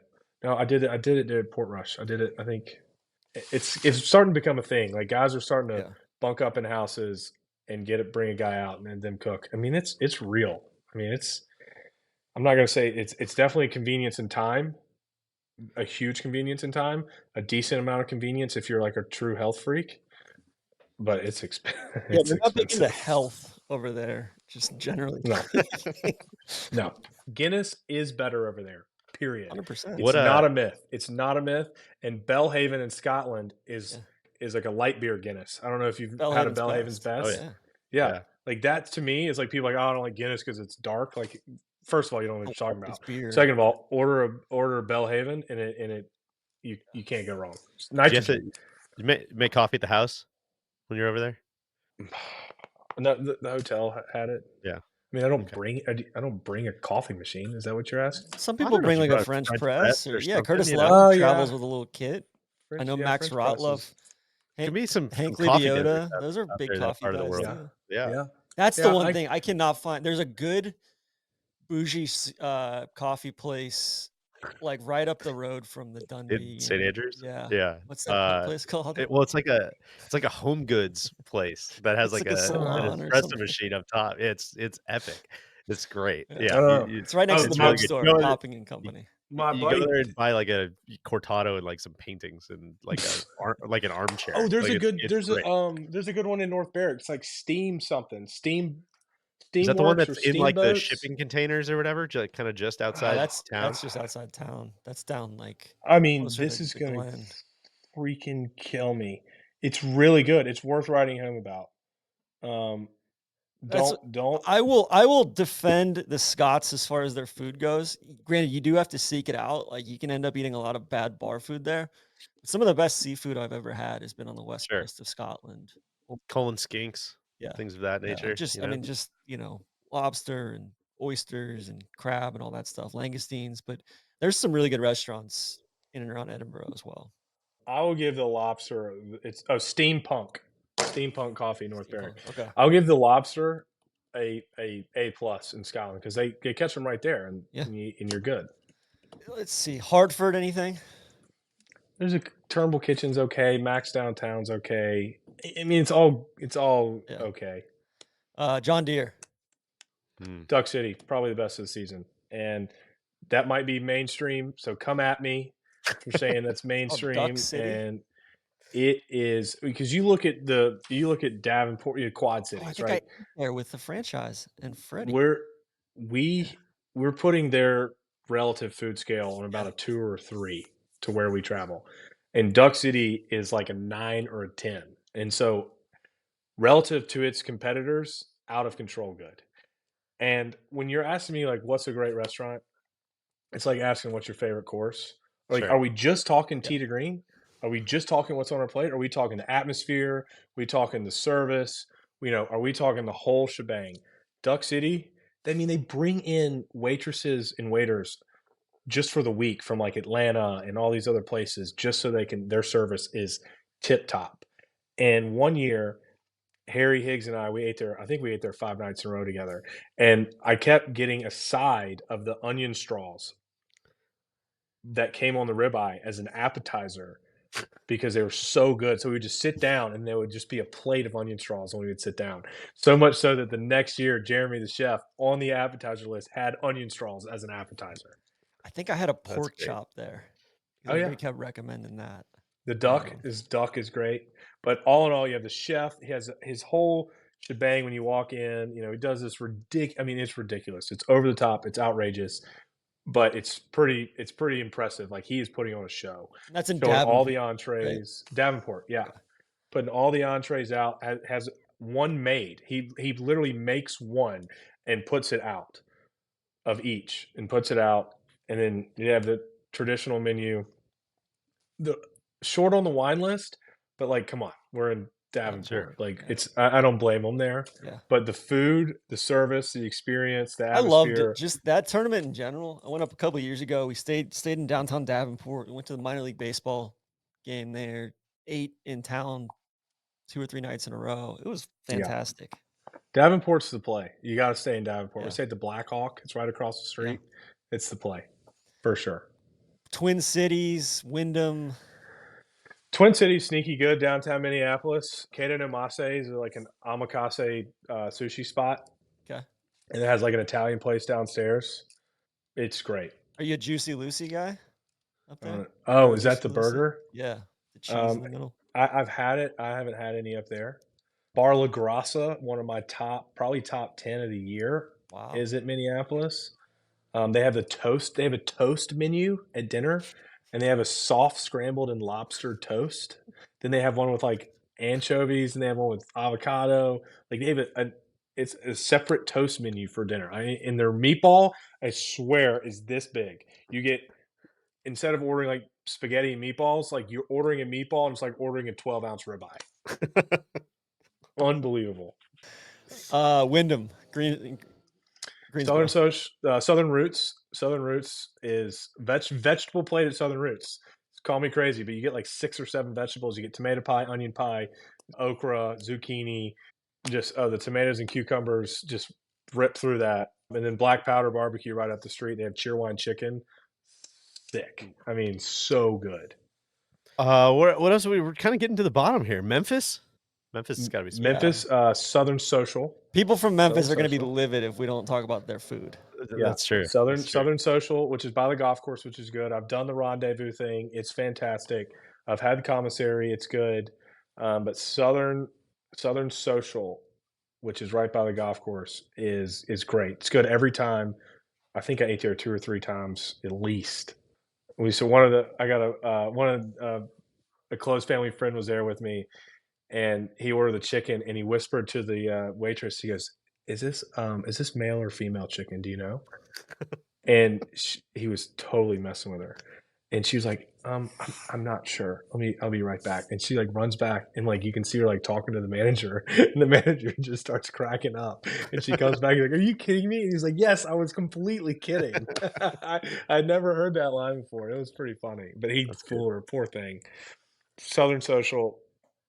Those few. There's an Italian place there that's really good.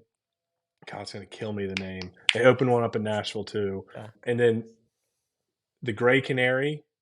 It's like Mary Catherine's, maybe. Memphis is such a blind spot. Those two. Gray Canary and its sister restaurant. Awesome. Places where the BMW's been in recent memory. Wilmington Caves was a little Valley. bleak. Caves Valley food itself at the club. Unreal. Probably the best. It's not even player dining because it's like you're eating in a 5-star restaurant in the locker room. Unbelievable. Baltimore, Sagamore, Pendry, great. Wilmington was a great steakhouse. Yeah. God, I can't remember what it was, but they had these crazy cuts. And then I have a video on my phone. The chef in the back has one of those. I don't know what the right term is for the grill, but it's the fire's down here, and you can raise it up and down with like the wheel. And so he has these steaks on there, and he's raising them all up and down, going like this. There's flames everywhere. It was intense. It was not just like put it on a skillet, put a meat thermometer in there. This guy is going by feel off of height, off the flame. That's good stuff. Last one, Atlanta. Last one, are we leaving Or- out the fall? We're not leaving out the fall. We won't leave out the fall. Last one on the regular seat or the FedEx Cup. So to playoffs. be fair, I've never made the Tour Championship. Okay. I think I finished in the 30s before, but I've never made the Tour Championship. However, I'm from Chattanooga, went to Athens. I've been to Atlanta a ton. Hard to beat KR Steak Bar, one of my favorite spots. Great vibe, great menu, great speakeasy in the back, great chef, Kevin Rathman, unbelievable. Bones is like the old school steakhouse. That's great. But number one in Atlanta, not even close, hands down, is Warhorse. Warhorse Investments. If you haven't heard of Never Warhorse been. Investments, it's my buddy is a member. Chris Hall. I got to know Chris Hall. He's the restaurateur, founder, head chef, whatever you want to call it. We actually went to rival high schools in Chattanooga, so we had this big bet about Baylor versus Macaulay. And we've played in the state championship the last 2 years, and Macaulay's beaten us twice, and he's given me so much shit about it. But it's a private restaurant that's named Warhorse Investments. It's in an office building, and you walk in, and on the sign it says Warhorse Investments. So my buddy got there before me. He said, "Hey, meet me at Warhorse." So I type in my phone, nothing's showing up. He just says, "Go to this office building. You'll see it in the main floor." I walk in, I just see the sign that says Warhorse Investments, and it's just a small office with a secretary like in there. And I'm like walking around the building, I'm like, fine. And I was like, "I'm sorry, I'm looking for the restaurant." And she goes, "Who are you looking for?" And I, told him his name. And she goes, "1 second," and like radios in, he's here. And then the file cabinets just go like this. And you Oh my walk God. in through the file cabinets, and then it's this huge bar that goes all the way down the side, and then these cool booths, massive fireplace, and then more seats in the back. The coolest place I've ever been. So much so, I've played in the member guest. They have a member guest at a restaurant, and we played Eastlake. So the only time I've played Eastlake is not the Tour Championship. It's at a restaurant's member guest. Huh. Where's it at? It's off North Side. You know where OK Cafe is? Yeah. Yeah. And that Houston's up there, Yeah. right off I-75. It's right there. It is Interesting. unbelievable. I haven't Jeez. joined, but I also haven't been asked to join. So I don't know if it's one of those like, don't if you Such ask, things you're won't out. be discussed. Right. Yeah. It's like if you say you want to join Augusta, you are Yeah. done. Huh. God, how about that? Have you ever eaten It's at awesome. La Grata in Atlanta? No. It's like in the basement of one of those like 1960s condo buildings right on Yes, Peachtree, I know right by, exactly like, what you're talking about. It's on West Bay. No, it's on Piedmont, right? Or Peachtree. It's Sorry. on it's like, yeah, where like Christ the King is. It's like right Yes, there. I know exactly what you're talking about. And but you I've go down never in the been. basement, and it's like this big square room with all these, booths around, and I don't know, it feels like going back in time. And they got the food is great, but it's just a whole spectacle. It's awesome. It's Atlanta. I mean, Ford Fry's done a great job in Atlanta. Let's be real. He's got 25 restaurants that are awesome. And I've spent some Sid Mashburn's up there, so I've spent some time doing some stuff with them. And they had a Ford Fry restaurant that was JCT, but they also had Marcel right next door. Marcel is as good as it gets too. It's a great steakhouse. You got Bacchanal right there. Yep. It's Atlanta's. I mean, but when you get to a city that big, you can't fake it, right? Totally. You just cannot fake. Well, and then you got food. Buford Highway and all the stuff, all the Vietnamese and Korean places. That's why Sung Jae moved there. Yeah. Sung Jae lives in Duluth. Up in Duluth, right? And he doesn't even have to speak English. The only place he speaks English is the golf course. We talked about Napa, Sanderson, Jackson, Mississippi. The most underrated food town of the year, Yeah. period. Food is incredible there. And there is a steakhouse there called Kessler Prime. Okay. And you talk about the best wine list on earth. I swear like, I'm not trying to ruin something good, but I've had some bottles of wine there. I had I think it was a 1975 Cheval Blanc there. That was the price of what some people charge for Camus. I mean, a Cheval Blanc alone is, over $1,000, and this was like a price of Camus. I go there every year. I try to go with Luke or somebody that appreciates wine, and it's our one spoil of the year that we'll get a nice bottle of wine at the beginning of the week because it's like you couldn't find these wines at auction that cheap, and Yeah. If I at feel all, like I'm ruining. right? I feel like I'm right. If at all, I feel like I'm ruining something good. But this is more of a compliment that this guy doesn't absolutely rinse you on wine at a restaurant, and their food is unbelievable. Kessler Prime's great. Char's great. Saltine, fantastic. Actually went on probably the first date with my wife at Saltine. Not probably the first date, but like definitely the first date at Saltine. It's like in an old elementary school. Okay. Awesome. Man, wasn't expecting Yeah. that. That's great. Yeah, we got CJ Cup and the old Sander- CJ Cup and Sanderson, like kind of Yeah. Yeah. fighting for top billing here. Japan. Have you played the Zozo Yes. or whatever the Bay whatever? So I played the first year at Zozo, and the food was horrible. It was like they tried to make American food for man. us in the line. I mean, I remember being with Pat Perez and laughing so hard listening to him talk about the food. Similar to how he talks about Valspar. Some of the funniest commentary I've ever heard in my entire life. Him, Gary Woodland, Daniel Berger, Pat Perez. Never laughed so hard in my life with those four guys talking about the food. And now it is potentially some of the best player dining of the year. They have a Wagyu station there. They have sushi there. They have these, I don't know if you've seen how those Japanese do like their omelets where they like fold and fold and fold the egg. Yeah. So it's almost like it looks like a deep Right. dish pizza. And then I'll get a big cup of rice, get their sweet egg omelet, whatever it is, put 2 of those on there, get some green onions and soy sauce. Had it for breakfast every day. Unbelievable. Like I almost came home This and is bought at a the rice course? cooker. At the course. Okay. I almost came home and bought a rice cooker so I could make scrambled eggs and rice and make this little thing until I realized their eggs that they made are not scrambled eggs. Like it's an art how they make their eggs. Yeah. On that trip, did you stay in Tokyo on the front end or the back end, or did you just go? I stayed one night in Tokyo on the back end. Okay. And I went to a decent place. I don't remember the name of it, but it was good. We didn't have a restaurant or anything. I want to go to Tokyo so bad and just do it right. I want to go to those bars, like the Golden those Guy alleys. bars. Yeah. Yeah, I want to do that. I want to get some real omakase sushi. I want to get some real beef, sake. I want to do the whole deal. But I usually can't go. I don't know if I haven't gone early or late. I can't remember what it is, but I stayed 2 years ago. Their flight was the next day at 8:00 in the morning, and it landed at like 8:00 the next, the same day time, in yeah. Houston. So I remember we all went down to Tokyo till like 4 a.m. at a karaoke bar, and then went back to the hotel, watched football, showered, had breakfast, and went to the airport. And slept 12 hours on the plane, and woke up and it was 8 a.m. in the morning. That's the dream. Yeah. It was the most justification of staying up all Yeah, night exactly. ever. It's like, oh no, I'm supposed to because now I'm going to get back on time. Yeah. That's great. What else we got in the fall? Cabo? I mean, Mayakoba's. I got Yeah, a that's lot right. of I guess we talked- Mayakoba's amazing. The we rock talked about shrimp at Agave Azul, the ribeye tacos at the beach are so good at the Rosewood. That food's so good. And then now at Nobu, I mean, it's Nobu. It's great, but it's an arm and a leg, right? I mean, Right. it is Yeah. so expensive. I mean, you're spending $250 at lunch at the hotel. Butterfield. You played in that one? I played once. They had a great Indian restaurant that Sep Straka took Okay. me to. He's a big Indian food guy. I love Indian food. I don't know much about Indian food, and he took me to an Indian food restaurant, and it was really nice. Yeah.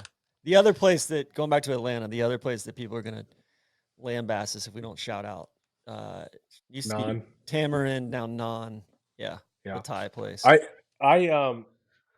History lesson. I played with Ian Woosnam on his last 2 rounds ever at Augusta, and he didn't tell anybody because he didn't want a big thing about it.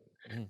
He played Thursday and Friday, and he missed a cut and walked off, and that was it. And they announced it on Saturday that was his last one. He didn't want all the, whatever, the they do Pomp all and the short circumstance. films, Yeah. and then everybody cheers. He's like, I wanted low key. It's not about me, which was I respected it, but like refreshing. Yeah. I remember like walking up 18 and being like, I should probably step back because like he's walking up, and I'm glad I did because it was his last time, and I just remember like walking up with him. I don't think I like let him go, but point was I asked him while we were playing, what was the best champions dinner you've ever had? Because he won in like VJ? 92, Yeah. and he said VJ 100%. Yeah. I don't think we talked about Augusta. Which is non, by Yeah. the way. But Yeah. we didn't connect those dots. Yeah. The VJ Augusta dinner they brought in non. Yeah. No, that was the first like great Thai food I've ever had. Of like that's an institution in Atlanta, and like we used to go there for special occasions and stuff. We didn't talk Augusta at all. What's your play there? Frog Hollow. Frog Hollow is actually the Josh Allen story about the tattoo on his back. Have you heard this story? No. I don't think so. I have a buddy in town at Augusta, and he got us a table, put us in the back, told the general manager whatever we needed to walk in the back and sit at the back table, because I mean I've been out with Josh a couple times. I mean it's insane. Everyone on earth knows who he is, and he's the best with people in the world. But he's also like just a guy. It's like being out with Joel. Exactly, times 50. I'm not kidding. Joel thinks he's famous. He's nothing compared to Josh. And so anyway, we sit dinner. My buddy's coming to meet us, and he's like, hey, he gets there early. He's like, we got a reservation for Mitchell. Well, it's not under Mitchell. And he got a reservation for Allen. It's like, Allen who? He's like, Josh Allen. And the person's like, he's like, do you have like a table for 6 at 7:30 that might be in the back? And they're like, oh yeah. And it was under the guy that got us the reservation. So we sit down, and he can tell the lady's like, wait, what's going on? So we sit there, we have dinner, hour and a half, 2 hours later. Our waiter and the general manager goes, sorry guys, his name was Fritz. Fritz has been really keeping it cool tonight. But he's a big Buffalo fan. And we're like, okay, like cool. Can I have a picture with Josh or whatever? And pulls up his shirt, and he has uniform sized tattoo of 17 on his back. Uniform sized tattoo. Takes his shirt off as a waiter in the restaurant, turns around, and Josh is like smiling, taking a picture with him. Josh signs his menu. The guy gets his signature tattooed on the top of the jersey. So takes the menu into the tattoo shop of Josh's signature and gets that tattooed onto his back. The next year, there's a big article because he's walking through the airport flying to the Buffalo game with a hoodie on with it cut out in his back of 17 tattooed and then Josh's signature tattooed on his back. And this is my first interaction with any of Bill's Mafia. Like, these guys are insane. And then I went up to a game last year, and I did the whole thing, a Big Tree Inn, got the wings, went to all the little garage pregame tailgating bars. Jumped through a table. I did everything but. Okay. God, that's good stuff. Anyway, Frog Hollow. Okay. And Fritz, ask for Fritz, great waiter. Josh's tattoo on his back. Full-throated recommendation there. And that week, do you get a house with anybody else? Or do you? No, I get 2 houses. One for me. I mean, I've played twice, so let's be real. Yeah. I got a house for me and a house for my crew. I've stayed with the Knox family in their guest house when I got in late a couple years ago. When I got the top 50 world ranking, and I got in whenever that cutoff was, like 2 weeks before. Yeah. So I stayed with them, but I try to keep it simple that week. If not, we go to dinner real early, and that's why people are still at the golf course. It's tough. That week's tough. Yeah. There's not enough restaurants for the amount of people that are in town. Totally. Real quick, what about the on-site food at Augusta? Any thoughts? Great. I mean, you can order off the menu just like a regular, like you're there regularly, or they have all the Masters sandwiches, whatever, in a cooler in the locker room. It's exactly what it always is, which is good. Yeah. It's great. Hearing the stories of people freaking out about like the no menu thing, sitting down for lunch and just like, what would you like? It's like, well, yeah, what do you have? It's like, no, literally anything, whatever you want. And people just freaking out and being like, I'll get like a chicken sandwich or something. Is always it is when you see people panic at menus at a restaurant. Imagine not giving the menu and seeing what they do. Wait, anything? You're telling me anything is possible? Yeah, anything's possible. Yeah. Yeah, it's good. What's your favorite sandwich there at Augusta? On course. Pimento cheese. Pimento. I'm an egg Pimento salad cheese. guy personally. I like their egg salad would be number 2 for me. Their chicken sandwich is fine. Sure. But pimento cheese, egg salad, I think it's import beer. I think I don't know what it is, but rumor has it might be a Stella. I don't know. It could be something else. But I remember the rumor when I was enjoying myself as patrons was import beers, pimento cheese, egg salad once every hour. Just Yeah. right through. Just keep it Every keep 'em hour. coming. Any other majors you want to call out? We got U.S. Opens at, US Pinehurst, Open in LA was Brooklyn, pretty LACC. epic. Yeah. Pinehurst, you go to Pinecrest Inn. I love that place. Pebble, I've played that one. PGA at Louisville was decent if you went into town. They had a Jeff Ruby's, which was good. I'm trying to think what the other PGAs. Oh, Harding Park, mid-COVID, nothing was open. Yeah. We had 2 chefs from a great Italian restaurant that was right down the street. And, the restaurant's closed. And so they were looking for business. So Luke, Liz, Sepp, Straka, and I and our buddy Dykes Harmon stayed together. I think Luke might have just come over for dinner. Anyway, we just paid them, was like $100 a head a night. And they would come to the house and just cook the most unbelievable food. I have like recipes from them, pictures from everything. It was so good. That was the sneaky luckiest week ever because they weren't working and we needed food. It was just the perfect combination of we get these amazing chefs that no way we ever would have been able to have if it wasn't for that situation. And, paid them to do a completely fair price. It was unbelievable. There you go. That's great. Let's bring it home with Sea Island. Where do you eat when you're home? So the resort has an amazing situation. You have Colton Allison, Oak Room, Southern Tide, Georgian Room, Tavla, River Bar, rolling through those restaurants. Every single one of them is fantastic. Yeah. Service is great. Anyway, so if you eliminate Sea Island and you just go local, Delaney's is by far the best food. Dorothy's is the best all around. Crab Daddy's, Fiddler's is the best vibe, local, like hangout spot.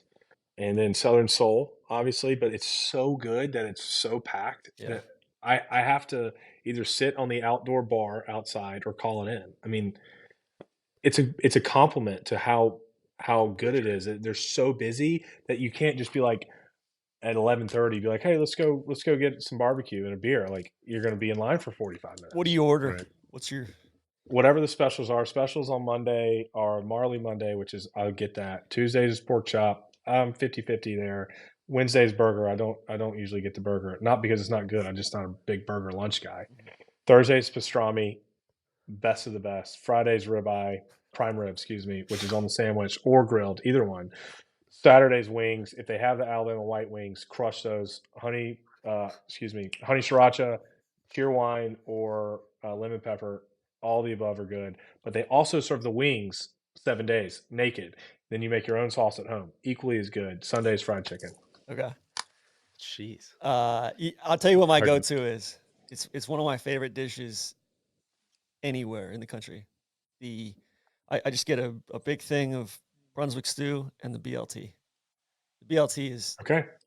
unbelievable. Have you had it have you just had the Soul Mater, which is without the lettuce and tomato, and the tomatoes are this high? It looks like you used 4 tomatoes, a whole jar of mayonnaise, and then a whole package of Maldon salt on white bread. God, you're making me want to drive up there like right now. I've driven. I mean, not this time of year. I've driven to St. Simon's before just to eat at Southern Soul.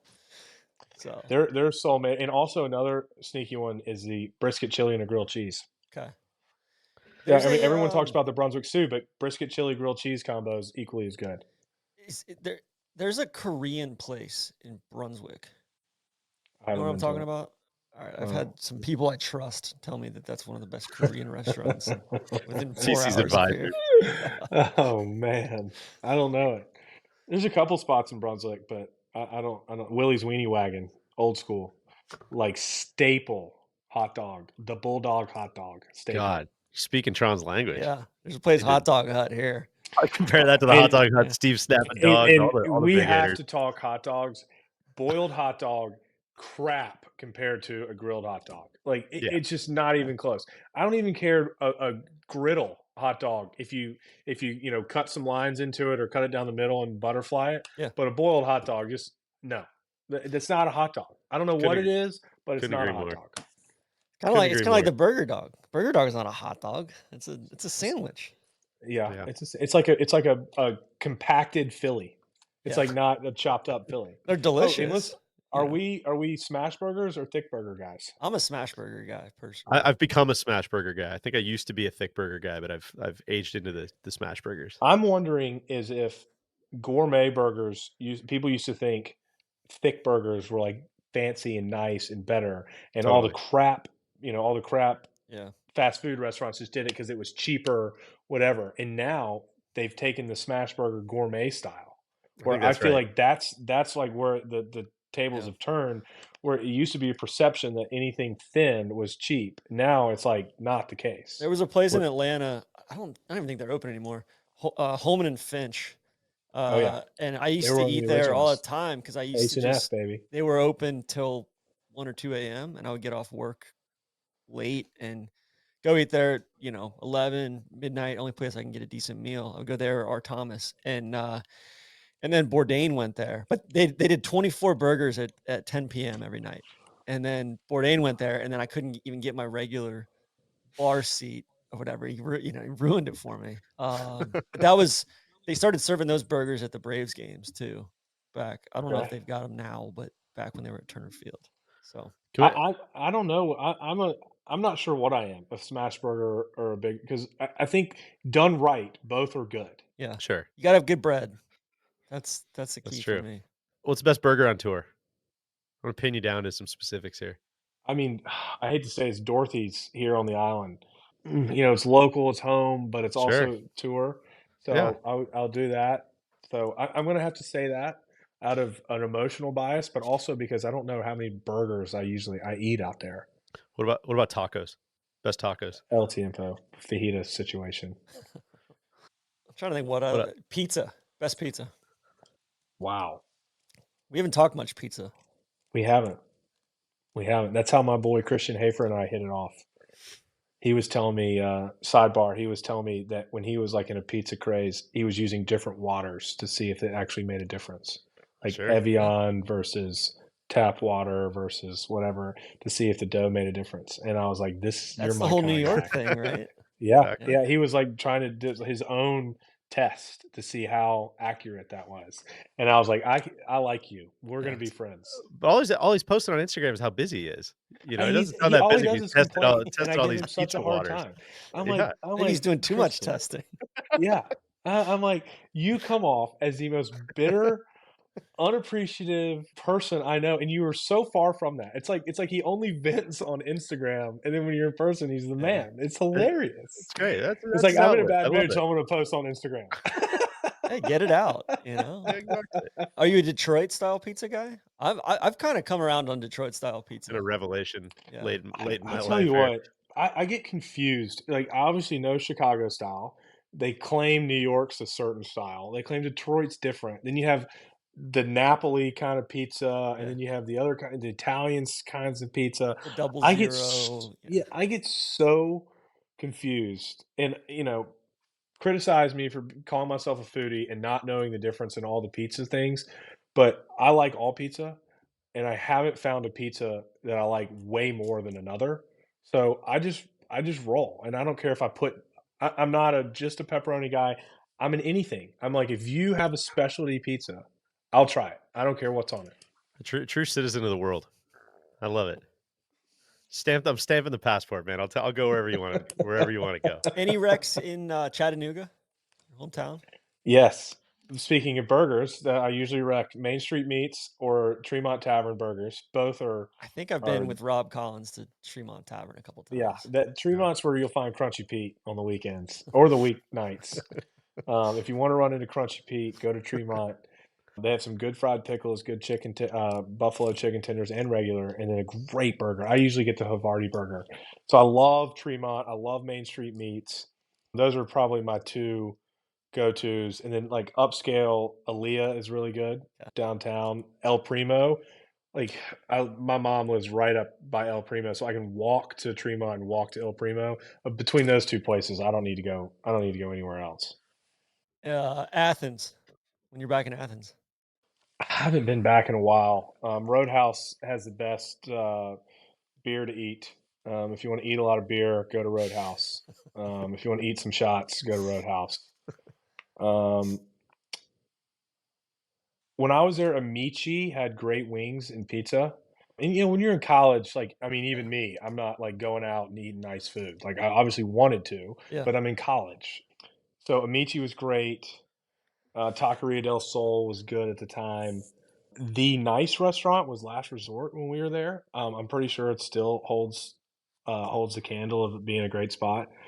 Those were kind of the staples. We had a little barbecue place called Butt Hut that was so just fine but fun. And this Italian place, Pepino's, which was the opposite way of campus, but towards the golf. Like if you were at the golf course, like campus was over here and Pepino's was over here, so it was farther from the campus. So not there was like really no students. It was like the real locals, and so we would crush pizza there. There you have it.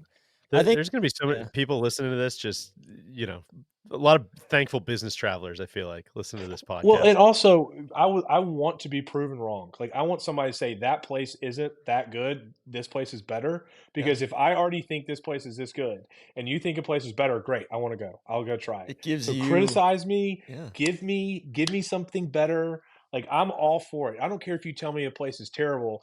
Tell me a place is terrible because there's a better place. Give me an Yeah. alternative. I'll go try it. Yeah. I guess. All right. Last question for real. No, why we were just getting started, baby. Oh, we can fire this up for an episode. I got my lunch sitting downstairs. This has been torturous. I'm totally kidding. I got notes that I haven't even looked at over here. Airport. Favorite airport restaurant? Oh, good question. Okay. One Flew South in Atlanta. It's not as good as it used to be. Not even close. It's okay. Odd For Richards airport left. food, it's still way better than every place It's tough else. to get a table there these days. I know. One Flew South, though. I hate to say it, that's the only place I really fly through. Yeah. Like, I mean, we either Just fly direct direct from out of everywhere. Jacksonville or Brunswick to Atlanta and wherever. Yeah. That's it. I mean, I don't need any. I don't really. Yeah, that's it. There was this place in the Houston airport. They had these breakfast tacos. We chasing that dragon. They closed. Wow. Yeah. You know what? You know how everybody rips on like airport sushi? One Flew South is great sushi, and that reminds me of this place in Scottsdale, like strip mall sushi. They have this purple rice. It's near the golf course. It's always easy to get a table, completely reasonable, and it is top-notch sushi. I mean, top-notch. And it's going to kill me to remember the name, but they have purple rice near the golf course in a strip mall next to like a Party City or like a Hobby Lobby or something. That's unreal. I go there every year, hands down. That's almost even better. That's a treasure hunt for people to go figure out. Yeah, and it takes. You got all the clues to figure it out. Yeah. It takes a brave soul to go try strip mall sushi, but I think especially in a strange city like that you're not even familiar with. Yeah, like Scottsdale, they're not like catching that right outside the door and reeling it in. Like, I mean, that thing is flown in or drove in or whatever. Yeah. But I think this is where it was that rating to the amount of ratings was like awkwardly high. Like it was like 4.8 for like 1,500 for strip mall sushi. I'm like, there's something's up here. Like, there's no way these numbers match. And you go, and boy, did it match. God, that's great. Well, this has been a pleasure. I'm starving. It's really. You are? I'm trying to think. Yeah, I'm looking through my. Oh, you didn't bring up Reno Full Belly Deli, best sandwich of the year. Oh, really? Not even trucking. Well, that's another one where you're trying not to play in that tournament, right? Yeah, I've played it twice, and I've flown straight from the Scottish Open after missing the cut, all the way to Reno. You talk about a fun trip. Because I can promise you, United or Delta or whatever airline I was on, for their food when you're in the plane for 20 hours, you get there and you cannot wait to get to Full Belly Deli. Full Belly cannot Deli. wait. Yeah. There's a place called the Full Belly Deli down the street from my house here in Milwaukee. Got to be unrelated, but I'm going to look into that after this. Maybe so. Interesting. Are you playing Valspar this year? I mean, I would assume so. Okay. Well, you might not get the warmest welcome down there. Or he's enacting change. You You know know, what? who knows? What do they call it? The mortar? What like a martyr? What do they Martyr. call that person? The A martyr. martyr. Yeah, exactly. He's Look, nailing his 95 look. theses up on the door of the I, Innisbrook if Resort. if you find a player that disagrees with me, question them. You're voice of the people. I appreciate you speaking out. It's terrible. But there's a great Casa Ludovici. I can't remember the name of it, but we went there a couple nights, and I went there after I shot 8 trillion on Sunday, and had a great dinner. It's a good coffee in that place and a cava. You give those 3, you can make it through the week What just more fine. you need? Yeah. There you go.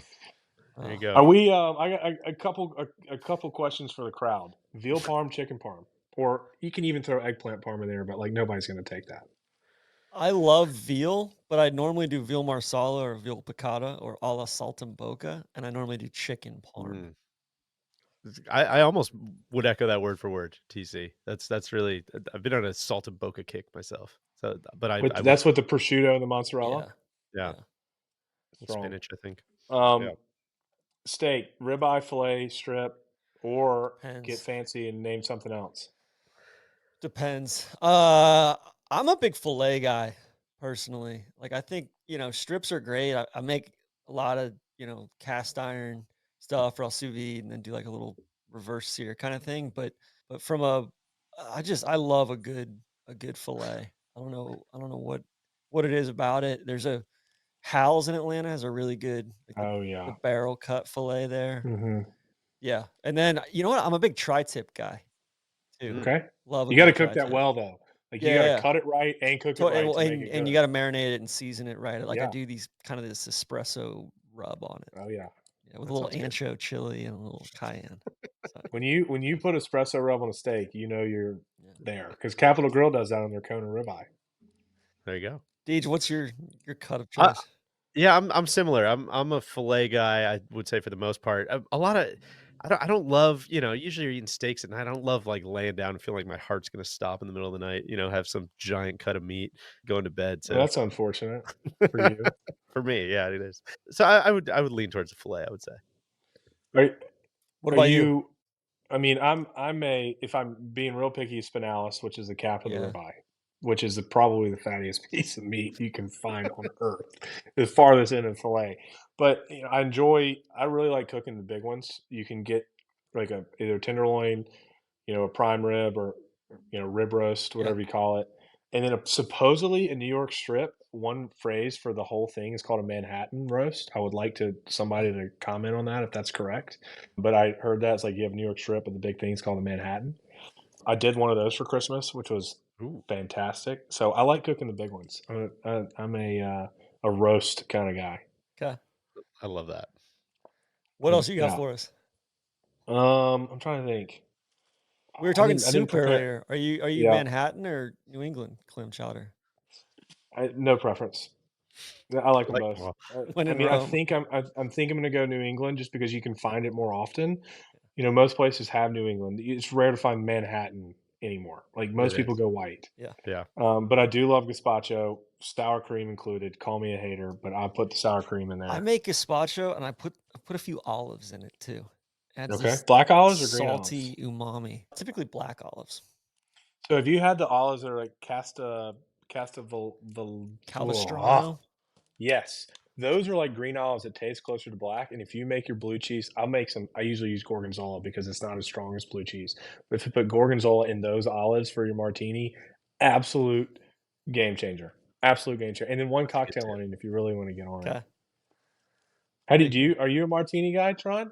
Yeah, I mean, I love martinis, but I love martinis, so I don't drink them very often, if you know what I mean. So I'm a shake. I like vodka martini up. I like dirty too. I like a good, like filthy, not filthy. I just like a good, I've heard dirty like daddy martini issues dirty. I've heard with all like the bartender jokes of like how dirty it is. with a couple good blue cheese olives is great. You're a blue cheese olives guy. I like that. Big time. That's yeah. My wife tends to steer towards that one. I leave the martinis alone. That feels like a dark path for me to go down. I don't know if I can handle it. Yeah. Are you a Bloody Mary guy? Yeah, but I also don't drink really in the mornings. I don't drink on the golf course but maybe three times a year. I don't know why, but I just, I'm not. I mean, some guys. I mean, if Joel's on here, he'd laugh at me for that. But I'm not. And if I'm doing the day, I'm potentially either high noons or like a Mexican beer on a boat. Kind of. Those are I'm 50-50 on those. I don't have much beer in my fridge. I have too much wine, but not enough beer. And then are you a brown liquor guy as well? Not really. I enjoy it. I'm kind of a sucker for the game of like collecting it kind of thing. Yeah.